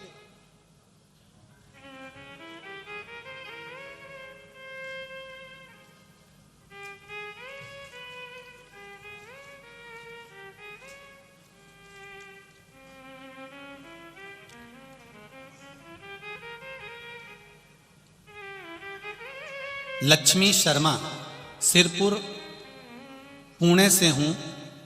कहीं बैठी हो तो हाथ हिलाइएगा। लक्ष्मी शर्मा आप ही हैं? दोनों हाथ हिला दो एक बार। श्री शिवाय नमस्तुभ्यम। बाबा, मेरी देवरानी को डॉक्टर ने कहा कि इनको बच्चा नहीं होगा, उसको मिर्गी की फिट आती है, मिर्गी की फिट आती की कारण, मिर्गी की फिट होने के कारण इसको बच्चा नहीं होगा, और अगर बच्चा हुआ तो वो ठीक नहीं रहेगा। बाबा, उसका गर्भ नहीं ठहर रहा था, उसको संतान नहीं हो रही थी। बाबा पशुपति व्रत करा, और पशुपति व्रत कर कर मेरी देवरानी से भी मैंने व्रत करवाया, और बाबा की कृपा से 1 लोटे जल का प्रमाण मैं खुद देने को तैयार हूं गुरुदेव। मेरी देवरानी का गर्भ ठहर गया। गर्भ ठहरा, डॉक्टर ने कहा था इसको जो बच्चा होगा वो ठीक नहीं होगा, अगर हो भी गया तो 1 लोटा जल शिव जी को चढ़ाती, पानी लाती, देवरानी को देती, मैं भी पीती। भगवान शिव की कृपा ऐसी हुई गुरुदेव। बाबा से मैंने एक ही विनती करी थी, मेरी देवरानी को फिट आती है। शंकर जी के मंदिर से बेलपत्र लाती। एक बार आपने कथा में कहा था, बेलपत्री के नीचे की डंडी का भाग जो दुनिया के लोग तोड़ के फेंक देते हैं, वो शिव जी को चढ़ाकर खाया जाता है। मैंने वो खिलाना प्रारंभ करा, और बाबा कृपा देखिए कि देवरानी के गर्भ से एक बेटी ने जन्म लिया, और जिस दिन जन्म लिया बाबा ऐसी कृपा हुई, उस दिन से आज तक फिट नहीं आए, मिर्गी की बीमारी भी चली गई। ये शिव है। बैठिए बहन, श्री शिवाय नमस्तुभ्यम। फिट की बीमारी भी चली गई, गर्भ भी ठहर गया, बेटी का जन्म भी हो गया, और मेरे देवादिदेव महादेव ने संभाल भी लिया। तेरी कृपा बिना ना हिले एक भी अणु, लेते हैं श्वास तेरी कृपा से तनु तनु। ये शिव। एक पत्र और देखो, इन्होंने लिखा है, हमारे को लिखने की जगह नहीं मिली थी, तो जो सुबह चाय का डिस्पोजल जिस खोके में आया था, उस खोके के डब्बे पे लिख रही हूं। उज्जवल नीलेश पाटिल सिरपुर से हैं। कहीं बैठे हो तो हाथ हिलाइए, जहां कहीं भी बैठे हो। कहीं दिखा है क्या? अच्छा दिखा, ठीक है, हाथ हिला दो ऐसा। श्री शिवाय नमस्तुभ्यम। उज्जवल नीलेश पाटिल, सिरपुर महाराष्ट्र से हूं। मैं क्या बखान करूं गुरुदेव भोले बाबा का, मेरे पास शब्द नहीं है। मेरे लड़के ने MBA किया था, लेकिन 2 साल से उसको जॉब नहीं मिल रहा था। मैंने आस्था चैनल पर आपकी कथा सुनी, पशुपति व्रत शुरू किया। 3 सोमवार व्रत होने के बाद फल के सोमवार के एक साक्षात्कार हुआ। मेरा लड़का इंटरव्यू के लिए पूना गया, पूना से कॉल आया, मेरा बेटा इंटरव्यू देने के लिए गया, और उसकी इंटरव्यू कॉल भी बाबा की कृपा से पशुपति व्रत के चलते ही सोमवार में आ गई। बाबा ने ऐसी कृपा करी। सवेरे मंदिर में थी, और मैंने आंखें बंद कर बाबा से विनती करी, बाबा मेरे बेटे का इंटरव्यू है। बाबा, मेरा बेटा कई जगह पर इंटरव्यू दिया, परंतु उसको कहीं नौकरी नहीं मिल रही। बाबा कुछ कृपा करो ना, मेरा बेटा कभी शिव जी को नहीं मानता, बाबा एक बार कृपा कर दो ना। मेरे बेटे को मैंने फोन लगा कर कहा, तू शिव जी के मंदिर जा और बाबा से विनती कर कर फिर इंटरव्यू देने जा। मेरा बेटा शंकर जी के मंदिर गया। पहली बार मैंने उसको मंदिर भेजा, शिव जी के मंदिर गया, 1 लोटा जल वहीं मंदिर का रखा हुआ कलश से चढ़ा दिया। बाबा, जब मेरा बेटा इंटरव्यू देकर वापिस आया, मेरे पास बैठकर कहता है, मां मैं इंटरव्यू देने के लिए बैठा था, पर सामने 4 लोग मेरे बैठे थे, मुझे ऐसा लग रहा था शंकर पार्वती गणेश और कार्तिक के बैठे हैं, और मेरा इंटरव्यू हो गया मां, और बाबा की कृपा से मेरे बेटे का जॉब लग गया। मैं उनको प्रणाम करने के लिए आई हूं। श्री शिवाय। अच्छा पति भी आए आपके, हर हर महादेव, विराजमान होइए। श्री शिवाय नमस्ते, बैठिए। शिव तत्व इसी को कर, ओगड़ी शंकर की कृपा इसी को कर। दिल से कहो, वो दिल से आए। उस पत्र में मां ने लिखा है, मेरा बेटा उस दिन से मंदिर जाने विश्वास नहीं था, अब विश्वास जागृत हो गया, भरोसा जाग गया। और भरोसा उसने सियोर वाले महाराज पर नहीं किया है, भरोसा उसने किया अपनी माता के शब्द पर। जो उसकी मां ने शब्द कहा, जो उसकी माता ने शब्द बोले, भरोसा उसने अपनी मां के शब्द पर किया। आपसे भी निवेदन है, घर के बच्चों को जागरूक करिए, उनको बताओ कि शिव मंदिर जाने का क्या फल होता है, और फल नहीं भी मिले तो भी शंकर के मंदिर तो हमें जाना चाहिए। जाओ उसकी चौखट पर जाओ। एक पत्र देखिए, पहले मकान देख लो जिसने पत्र लिखा है, उसने लिख के भेजा फोटो पर। घर के पहले मंजिल जो जो दिखा रहे हैं वो आप लोग टीवी पे देखिएगा। घर का पहला मंजिल, घर का दूसरा मंजिल और घर के दूसरे मंजिल की गैलरी। अब पत्र देखिए।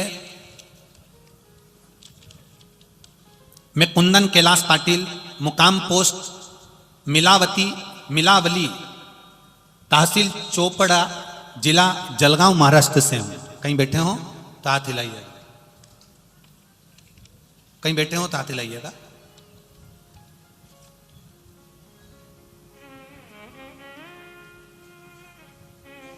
जलगांव महाराष्ट्र का निवासी हूं। कुंदन कैलाश पाटिल, मुकाम पोस्ट मिलावली, तहसील चोपड़ा, जिला जलगांव, महाराष्ट्र का निवासी हूं। बच्चों के पढ़ाई के लिए मैं जलगांव शहर में 11 साल से, मेरी पत्नी और मेरे 2 बच्चों के, एक बड़ा 11 साल का और छोटा 8 साल का बेटा है, ऐसे हम चारों जलगांव शहर में रहते हैं। हम 1 साल से महादेव की कथा सुन रहे हैं। पत्र लिखने का कारण केवल इतना है, मेरी पत्नी मनीषा, हम दोनों श्री पुण्य शिव महापुराण की कथा मालेगांव में दूसरे दिन की कथा सुनने के लिए यहां आ गए। बच्चे घर रह गए। घर पर झूला लगा है, जिस झूले का मैंने फोटो लगा रहा हूं, उस झूले पर दोनों बच्चे गैलरी पर झूल रहे थे और झूले का कुंदा टूट गया। टूटकर बच्चे दूसरे मंजिल की छत पर जो गिलास लगा था, कांच लगा था, उसका भी फोटो दिया है। वो दूसरे मंजिल की छत का कांच तोड़कर बच्चे बाहर निकल गए, जिसका फोटो लगाया गया। बच्चे बाहर निकल गए। टूटते से ही झूला का कुंदे का भी फोटो लगाया गया है, जो कुंदा टूटा है। और बच्चे नाली की फरसी में गटर की फरसी तोड़कर अंदर गिर गए, जिस गटर की फरसी का भी फोटो लगाया गया। बाबा की कृपा देखिए। आप भजन गा रहे थे गुरुजी और हम यहाँ नाच रहे थे उस भजन में, और बाबा मेरे बच्चों को दोनों को बचा लिया। एक चोट उनके शरीर में नहीं आई। उसका फोटो भी मैं लगा रहा हूं कि बच्चे के शरीर में केवल जंघा पर एक छोटी सी चोट आई, उसके सिवा कोई चोट बच्चे के शरीर पर नहीं आई। ये शिव है। इसलिए मैं बाबा को यहाँ पर वापिस प्रणाम करने आया हूँ। मेरे बाबा ने उन बच्चों को बचा लिया। हमने पहले भी एक कथा में कहा है, तुम उसका मंदिर संभालो, जल का लोटा संभालो, कथा संभालो, वो तुम्हारा घर संभाल लेगा। ये निश्चित है। आप उसको संभालो, आप उसका भजन करिए, आप उसका स्मरण करिए। कई लोगों को आश्चर्य होता है, गुरुजी ये पत्र क्या, इतने पत्र। हम फिर कहेंगे पत्र कम नहीं है, ढेर। और सारे पत्र पढ़ो, जितने पत्र हैं। और जो कहते हैं कि पत्र कहीं कुछ हो तो इनमें नंबर तक लिखे हैं, आप पढ़ो और अपने जीवन में उतारो कि इन पत्रों में कितना वात्सल्य और शंकर के प्रति कितनी करुणा और कितना प्रेम लिखा गया, कितना विश्वास लिखा गया। हम तो कितने पत्र पढ़ेंगे, 2, 4, 5, 6, इससे ज्यादा पत्र पढ़ ही नहीं पाता। पढ़ो।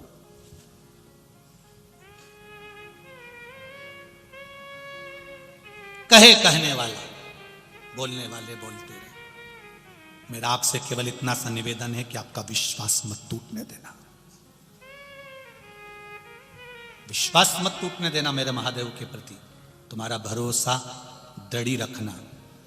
कई लोग कहते हैं मेरी माताएं, भरोसा डिग जाता है। मेरी माताओं से निवेदन है, शिव की कथा सुन रही हो, जब जब दुख की घड़ी तुम्हारे सामने हो, जब तकलीफ तुम्हारे सामने हो, उस समय पर कुछ मत करना, केवल मेरे महादेव को याद करना और चल पड़ना। शिव की भक्ति की, उसको याद। एक मंत्र तुम्हारे पास में है जो शिव महापुराण का मूल मंत्र है। इस मंत्र पर भी लोग ना जाने कितनी बार ऑब्जेक्शन ले चुके, ना जाने कितनी बार उंगली उठा चुके। कई लोग कहते हैं ये सियोर वाला महाराज ने नया मंत्र निकाल दिया, ऐसा कर दिया, वैसा कर दिया।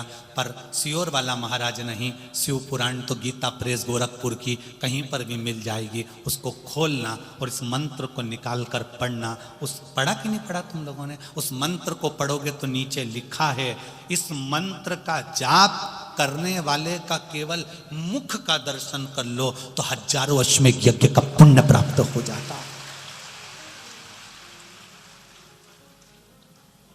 मुझे तो लगता है कि यह स्वयं मंत्र, आज तक ये मंत्र दुनिया के सामने नहीं था, पर मुझे लगता है कि मेरे महादेव ने कहीं ना कहीं जन्म अगर दिया है तो इस मंत्र को कहीं आपके सामने लाने के लिए दिया होगा। मेरा मन ऐसा भाव है। ये मंत्र छुपा था, हजारों औषधि की औषधि है श्री शिवाय नमस्तुभ्यम। हजारों औषधि की औषधि है श्री शिवाय नमस्तुभ्यम। इसको जपने वाला जहां से निकल कर जाता है, अगर मां के गर्भ में बच्चा मर गया, अधोगति में मर गया, कोई कुंवारी अवस्था में मर गया, एक्सीडेंट में मर गया, बहुत अभिलाषा थी, अटैक आ गया, शुगर बढ़ गई, बीपी बढ़ गया, कैंसर आदि में मर भी गया है, तो जो मंत्र का जाप करने वाला जाता है उसका मात्र शरीर से छूकर जाने वाली हवा ही उसका कल्याण कर देती है। इतना फल है श्री शिवाय नमस्तुभ्यम में, इतना फल है इस मंत्र के अंदर, इतना फल। कौन जानता था मंत्र को? मंत्र का स्मरण।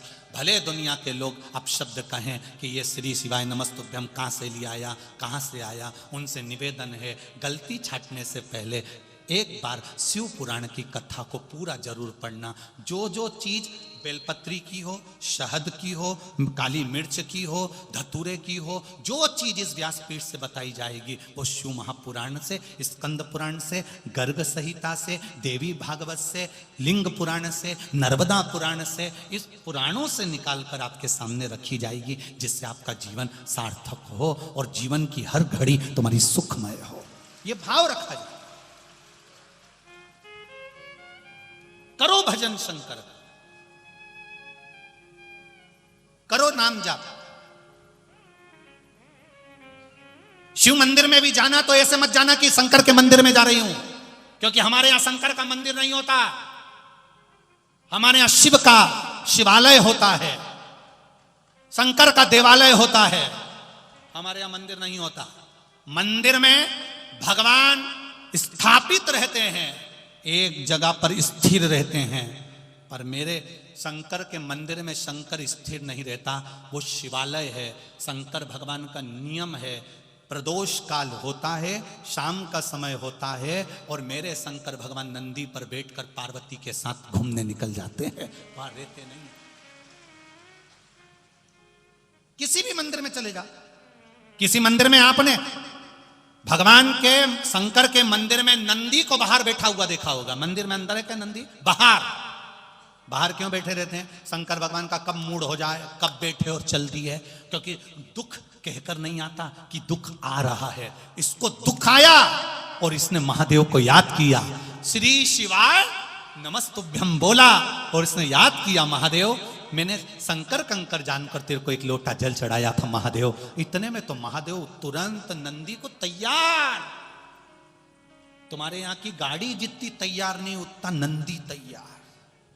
तुम्हें तो ड्राइवर को फोन लगाना पड़ेगा, पेट्रोल डलवाना पड़ेगा, डीजल डलवाना पड़ेगा, आवाज लगाना पड़ेगा, तब वो आएगा, 2 घंटे की देरी कर देगा। यहां भगवान देरी नहीं करता, तूने पुकारा और वो दौड़े चले आया, दौड़े चले भगा आया, होके नंदी पे सवार।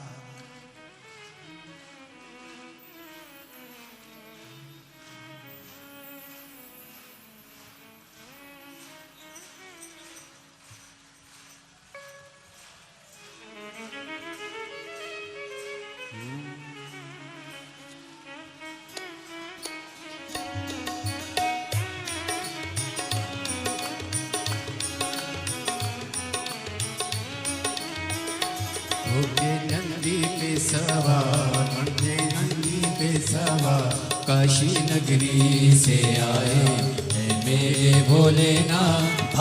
भक्तों की पुकार होके नंदी पे सवार, काशी नगरी से आए हैं मेरे भोलेनाथ। सुन के भक्तों की पुकार होके नंदी पे सवार, काशी नगरी से आए मेरे भोलेनाथ। सुन के भक्तों की पुकार हो होके नंदी पे सवार, काशी नगरी से आए हैं मेरे भोलेनाथ। सुन के भक्तों की पुकार होके नंदी पे सवार, काशी नगरी से आए हैं मेरे भोलेनाथ। जरा ध्यान देना, हेलीकॉप्टर उड़ता है नीचे पृथ्वी पर, एच बना होता है। क्या बना होता है? एच। एच मतलब हेलीपैड। हेलीकॉप्टर वाले को एच दिखता है और वो हेलीकॉप्टर उस एच पर उतार देता है। उसी तरह भोलेनाथ को एच नहीं दिखता, केवल पंडाल शिव पुराण का दिखता है और वो नंदी को उतार देता है। अपने दूतों को सूचना करी कि मुझे शादी करना है, जो बहुत सुंदर हो उसको लेकर आओ। किसी ने कहा कि जो बहुत सुंदर है पार्वती जी, वो तो शिव जी लेकर चले गए हैं, शंकर जी के साथ उनका विवाह हो गया। शिव जी के साथ में वो विवाह गई हैं, उनको तो शिव जी लेकर चले गए। उस पार्वती को मैं लेकर आऊंगा। माता को गलत दृष्टि से, गलत भाव से विचार कर लिया, गलत सोच मन में लेकर आ गए, गलत भाव मन में लेकर आ गए।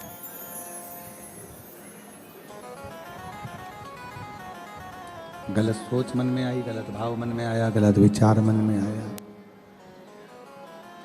पार्वती को लेने के लिए, माँ जगतजननी जगदम्बा पार्वती जी को लेने के लिए अंधकासुर चले गया। माता को गलत दृष्टि से देखा तो भगवान शंकर को क्रोध आया।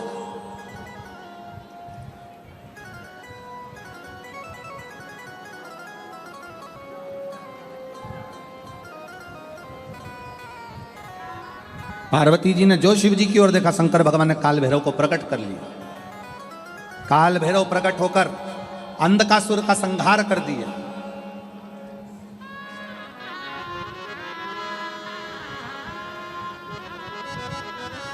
एक स्त्री में बहुत बल होता है,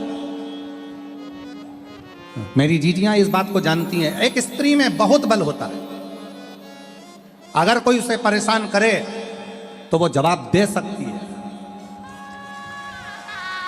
एक स्त्री में बहुत बल होता है, अगर उसे परेशान किया जाए तो वो जवाब दे सकती है, पर वो जवाब देने के लिए सबसे पहले अपने पति की ओर देखती है, अपने साथ में अपने भाई की ओर देखती है, अपने पिता की ओर देखती है।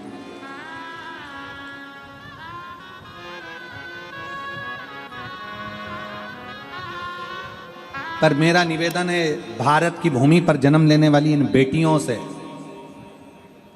भारत की भूमि पर जन्म लेने वाली इन बेटियों से मेरा निवेदन है,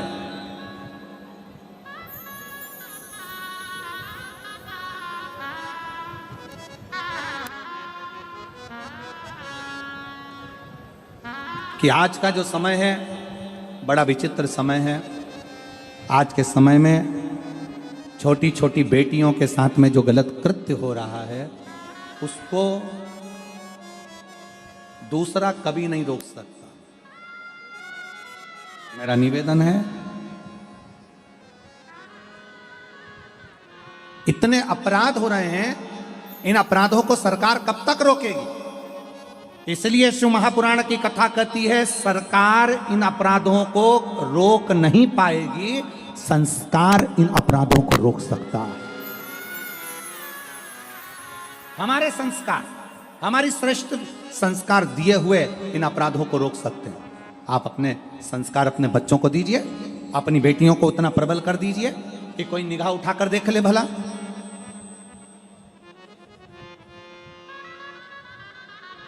हमारे संस्कार श्रेष्ठ होंगे तो हमारे आने वाली पीढ़ियां सुधरती सवरती चली जाए, सुधरती सवरती। अंधकासुर ने जैसी माता को देखा, माता को क्रोध आया, शिव जी की ओर देखा, शंकर भगवान ने काल भैरव प्रकट किया। काल भैरव प्रकट किया तो उस काल भैरव ने अंधकासुर का संहार कर दिया। अंधकासुर का संहार हो गया। अंधकासुर के काका हिरण्यकशिपु ने तप करा, ब्रह्मा जी से वर मांगा, ना नीचे मरूं, ना ऊपर मरूं, ना अंदर मरूं, ना बाहर मरूं, ना अस्त्र से मरूं, ना शस्त्र से मरूं, ना दिन में मरूं, ना रात में मरूं, ना नर से मरूं, ना पशु से मरूं। भगवान शंकर की ऐसी कृपा हुई कि भगवान ने, ब्रह्मा जी ने तथास्तु कह दिया और भगवान विष्णु को नरसिंह अवतार धारण कर कर हिरण्यकशिपु का संहार करना पड़ा। अब भगवान नारायण ने नरसिंह अवतार धारण कर लिया, क्रोध का एक अवतार हो गया, बड़ा भयंकर क्रोध आया। भगवान विष्णु ने एक अवतार धारण करा, नरसिंह अवतार, जिसमें उन्हें क्रोध ही क्रोध आया, सारे देवता घबराने लगे, क्या करें। तब माता लक्ष्मी जी ने शंकर जी की आराधना करी। भोले बाबा, हे मेरे शिव, ओगरदानी, त्रिकालदर्शी, कैलाशी, अविनाशी शंकर, करुणा कर दीजिए, मेरे पति को क्रोध आ रहा है, उनका क्रोध समाप्त कर दीजिए। तब भगवान शंकर ने सारे देवताओं से बल लेकर सरम्ब पक्षी का रूप धारण करा और सरम्ब पक्षी का रूप धारण कर कर अपने पंजों में नरसिंह भगवान को उठाया और बद्रिकाश्रम में अलकनंदा नदी में ले जाकर छोड़ दिया, जहां जाकर नरसिंह भगवान का क्रोध समाप्त हो गया। आज भी बद्री विशाल जी का जब हम दर्शन करने के लिए जाते हैं, बद्री विशाल जी का जब हम दर्शन करने के लिए जाते हैं, पुल पर से जब बद्री विशाल भगवान का दर्शन करने के लिए जाते हैं, तो ताप्ती, जहाँ पर ताप्त कुंड पड़ता है, जहाँ पानी गर्म निकलता है, उसी के ठीक सामने नीचे अगर हम दर्शन करते हैं तो वहाँ पर दर्शन करेंगे कि वहाँ एक शिला का दर्शन होता है जिसको नरसिंह शिला कही जाती है। और शिवजी का एक नाम सरम्भेश्वर महादेव पड़ गया। कौन सा महादेव? सरम्भेश्वर महादेव। शिव महापुराण की कथा कहती है, जिसके घर में बहुत ज्यादा संख्या में क्रोध आता हो, पति को, पत्नी को, परिवार में, कुटुंब में, नातों में, रिश्तों में, कहीं बहुत इतना क्रोध, इतना गुस्सा, इतना झगड़ा, सास बहू झगड़ रही, भाई भाई झगड़ रहा, रिश्तेदार झगड़ रहे, आपस में क्रोध क्रोध क्रोध क्रोध। तो शिव महापुराण की कथा कहती है कि घर में से एक लोटा जल जब हम शंकर जी को चढ़ाने के लिए जाएं तो श्रम्भेश्वर महादेव के नाम से चढ़ाएं।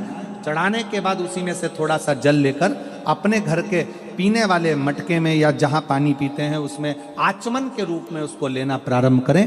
सरम्भेश्वर महादेव का मात्र नाम ले देने से भी क्रोध संयमित हो जाता है, क्रोध शांत हो जाता है। सरम्भेश्वर, एक बार सभी उस नाम का स्मरण करेंगे। कौन से महादेव हैं? जम के बोलो जरा, सरम्भेश्वर महादेव। बोल सरम्भेश्वर महादेव की जय, हर हर महादेव। सरम्भेश्वर महादेव का स्मरण किया। आगे वर्णन आया है भगवान शंकर के सुंदर स्वरूपों का, 12 ज्योतिर्लिंग का स्मरण कराया गया। प्रथम में भगवान शिव का प्रथम ज्योतिर्लिंग श्री सोमनाथ जी का वर्णन किया। गुजरात की इस पवित्र भूमि पर सौराष्ट्र में 2 ज्योतिर्लिंग स्मरण आते हैं। पहला सोमनाथ, दूसरा 2 ज्योतिर्लिंगों का स्मरण। और ये गुजरात की पवित्र धरा, संतों की, साधुओं की, तपस्वियों की ये पवित्र भूमि है, पवित्र धरा। जिस गुजरात की भूमि पर मेरे भगवान कृष्ण द्वारिका के नाथ बनकर विराजमान हुए हैं, ये वो पवित्र भूमि। ये सूरत नगर, जहां मेरी मां भगवान सूर्य नारायण की बेटी ताप्ती निरंतर बहती रहती है, ऐसी पवित्र। तो वो कहते हैं ना,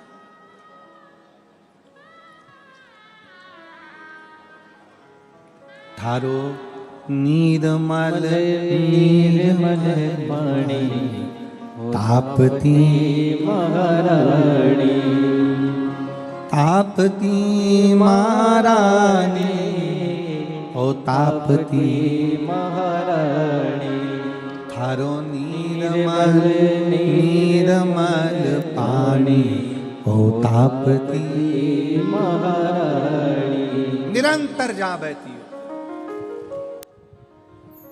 आनंद के साथ जहां सदा मां ताप्ती विराजमान हो, ऐसी सूरत नगर का एक आनंद गुजरात की पवित्र भूमि का है। शिव कथा का भगवान शंकर का प्रथम सोमनाथ चंद्र को काया का रोग हुआ, शिव जी ने आकर उस रोग को समाप्त किया। भगवान शिव सोमेश्वर महादेव के रूप में विराजमान हुए, सोमनाथ जी के रूप में विराजित होते हैं। अगला वर्णन आता है मल्लिकार्जुन। भगवान शंकर पार्वती जी के साथ में श्री शैलम पर जाकर अपने पुत्र श्री कार्तिकेय जी महाराज को, भगवान कार्तिकेय जी को राजी करते हैं और भगवान श्री षडानंद आनंद के साथ में वहाँ विराजमान होते हैं। शंकर पार्वती दोनों उस श्री शैलम की पवित्र भूमि पर जाकर रहते हैं अपने पुत्र को मनाने के, मल्लिकार्जुन के रूप में विराजित। फिर वर्णन आया है महाकाल का। महाकालेश्वर दूषण नाम के राक्षस का संहार करने के लिए, दूषण नाम के राक्षस का काल बनकर भगवान शंकर विराजमान हुए हैं महाकालेश्वर के रूप। अगला वर्णन है ओमकारेश्वर का। विंध्य नामक पर्वत के तप करने पर भगवान ओमकार के रूप में विराजमान। फिर वर्णन है श्री केदारेश्वर का। नर नारायण के तप से प्रसन्न होकर भगवान केदारेश्वर के रूप में प्रकट होते हैं। अगला वर्णन है भीमा शंकर का। भीम कुंभकर्ण का बेटा, जिसने चारों तरफ उपद्रव मचा कर रखा था, उस भीम का संहार भगवान शिव जी ने किया, तो भगवान शंकर का नाम भीमा शंकर हो गया। भगवान शंकर भीमा शंकर के रूप में विराजित हुए। अगला वर्णन है काशी विश्वनाथ, मनु और शत्रुपा ने तप कर माँ गंगा जी के पवित्र तट पर भगवान मनु और शत्रुपा तप कर गंगा जी के पावन तट पर भगवान शंकर को विराजमान करते हैं और भगवान विश्वनाथ के रूप में विराजित होते हैं। भगवान विश्वनाथ के रूप में विराजित होते हैं। अगला वर्णन आता है त्र्यंबकेश्वर का। गौतम बाबा पर गौ हत्या का दोष लगा है और उस दोष से मुक्ति पाने के लिए गौतम बाबा की पत्नी माँ अहिल्या भगवान शंकर का भजन करती हैं, तप करती हैं, साधना करती हैं और भगवान ब्रह्मा विष्णु महेश तीनों शिवलिंग के रूप में विराजितमान होकर त्र्यंबकेश्वर के रूप में विराजित होते हैं। फिर अगला वर्णन आया है श्री वैद्यनाथ जी का। रावण भगवान शंकर को लेकर जाते हैं, बीच मार्ग में भगवान शिव स्थापित हो जाते हैं, भगवान वैद्यनाथ जी के रूप में वहाँ विराजमान हुए। अगला वर्णन नागेश्वर का आया। दारुक नाम के राक्षस का संहार करने के लिए, दारुक नाम के राक्षस का संहार करने के लिए भगवान नागेश्वर के रूप में विराजित हुए। फिर वर्णन आया है रामेश्वरम का। राम जी महाराज ने भगवान शंकर को लंका पर चढ़ाई करने से पहले विराजमान कर उनकी आराधना करिए। कोई भी शुभ कार्य करने के लिए घर से निकलो, कोई अच्छा काम करने के लिए जाओ, तो पहले पार्थिव शिवलिंग का पूजन करो। अपने अलग से बनाने की जरूरत नहीं, घर में जो गमला हो, मिट्टी हो, वहीं पर शिवलिंग की आकृति प्रकट करो, उसकी पूजन कर कर वहीं विसर्जन कर दो और पार्थिव पूजन कर कर जाइए, उसका फल अधिक प्राप्त होता है, जैसे राम जी ने करा। फिर वर्णन आया है सुंदर कृष्णेश्वर का। सुधर्म नाम के ब्राह्मण की पत्नी घूष्मा और सुदेहा, सुदेहा ने घूष्मा के बेटे को मार दिया था, जिसके कारणवश घूष्मा के बेटे को भगवान शंकर ने पुनः जीवित करा, तो शिव जी का नाम कृष्णेश्वर महादेव पड़ गया। ऐसा 12 ज्योतिर्लिंग का स्मरण महापुराण की कथा में भगवान शंकर के चरित्र में, भगवान शंकर की पवित्र कथा कृष्णेश्वर महादेव के साथ में यहाँ 12 ज्योतिर्लिंग का स्मरण कराती है।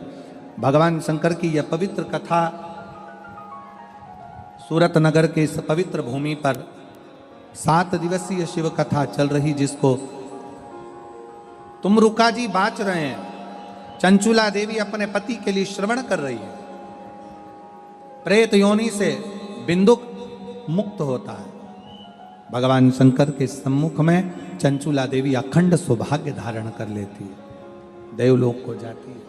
शिव जी कहते हैं भगवान तुमरुका जी से, तुमरुका जी, ये पवित्र शिव महापुराण की कथा कलिकाल में, कलयुग में जन्म लेने वाले जीवों का उद्धार करे। भगवान शंकर ने अपने मस्तक से बेलपत्र उतार कर शिवपोथी को समर्पित कर दी। तुमरुका जी से कहा, तुमरुका जी, इस पवित्र पावन शिव महापुराण की कथा एक कलिकाल में जीवों का उद्धार करने वाली होगी।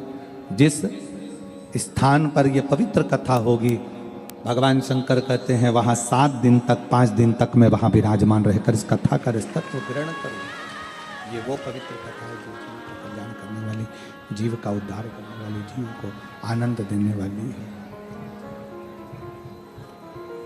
7 दिवसीय यह शिव महापुराण की कथा सूरत नगर में 16 तारीख से प्रारंभ हुई थी और 22 तारीख तक चली। आज ये कथा यहाँ विराम ले रही है। कथा के मुख्य यजमान श्री अभिमान किशन जी पाटिल, श्री सुनील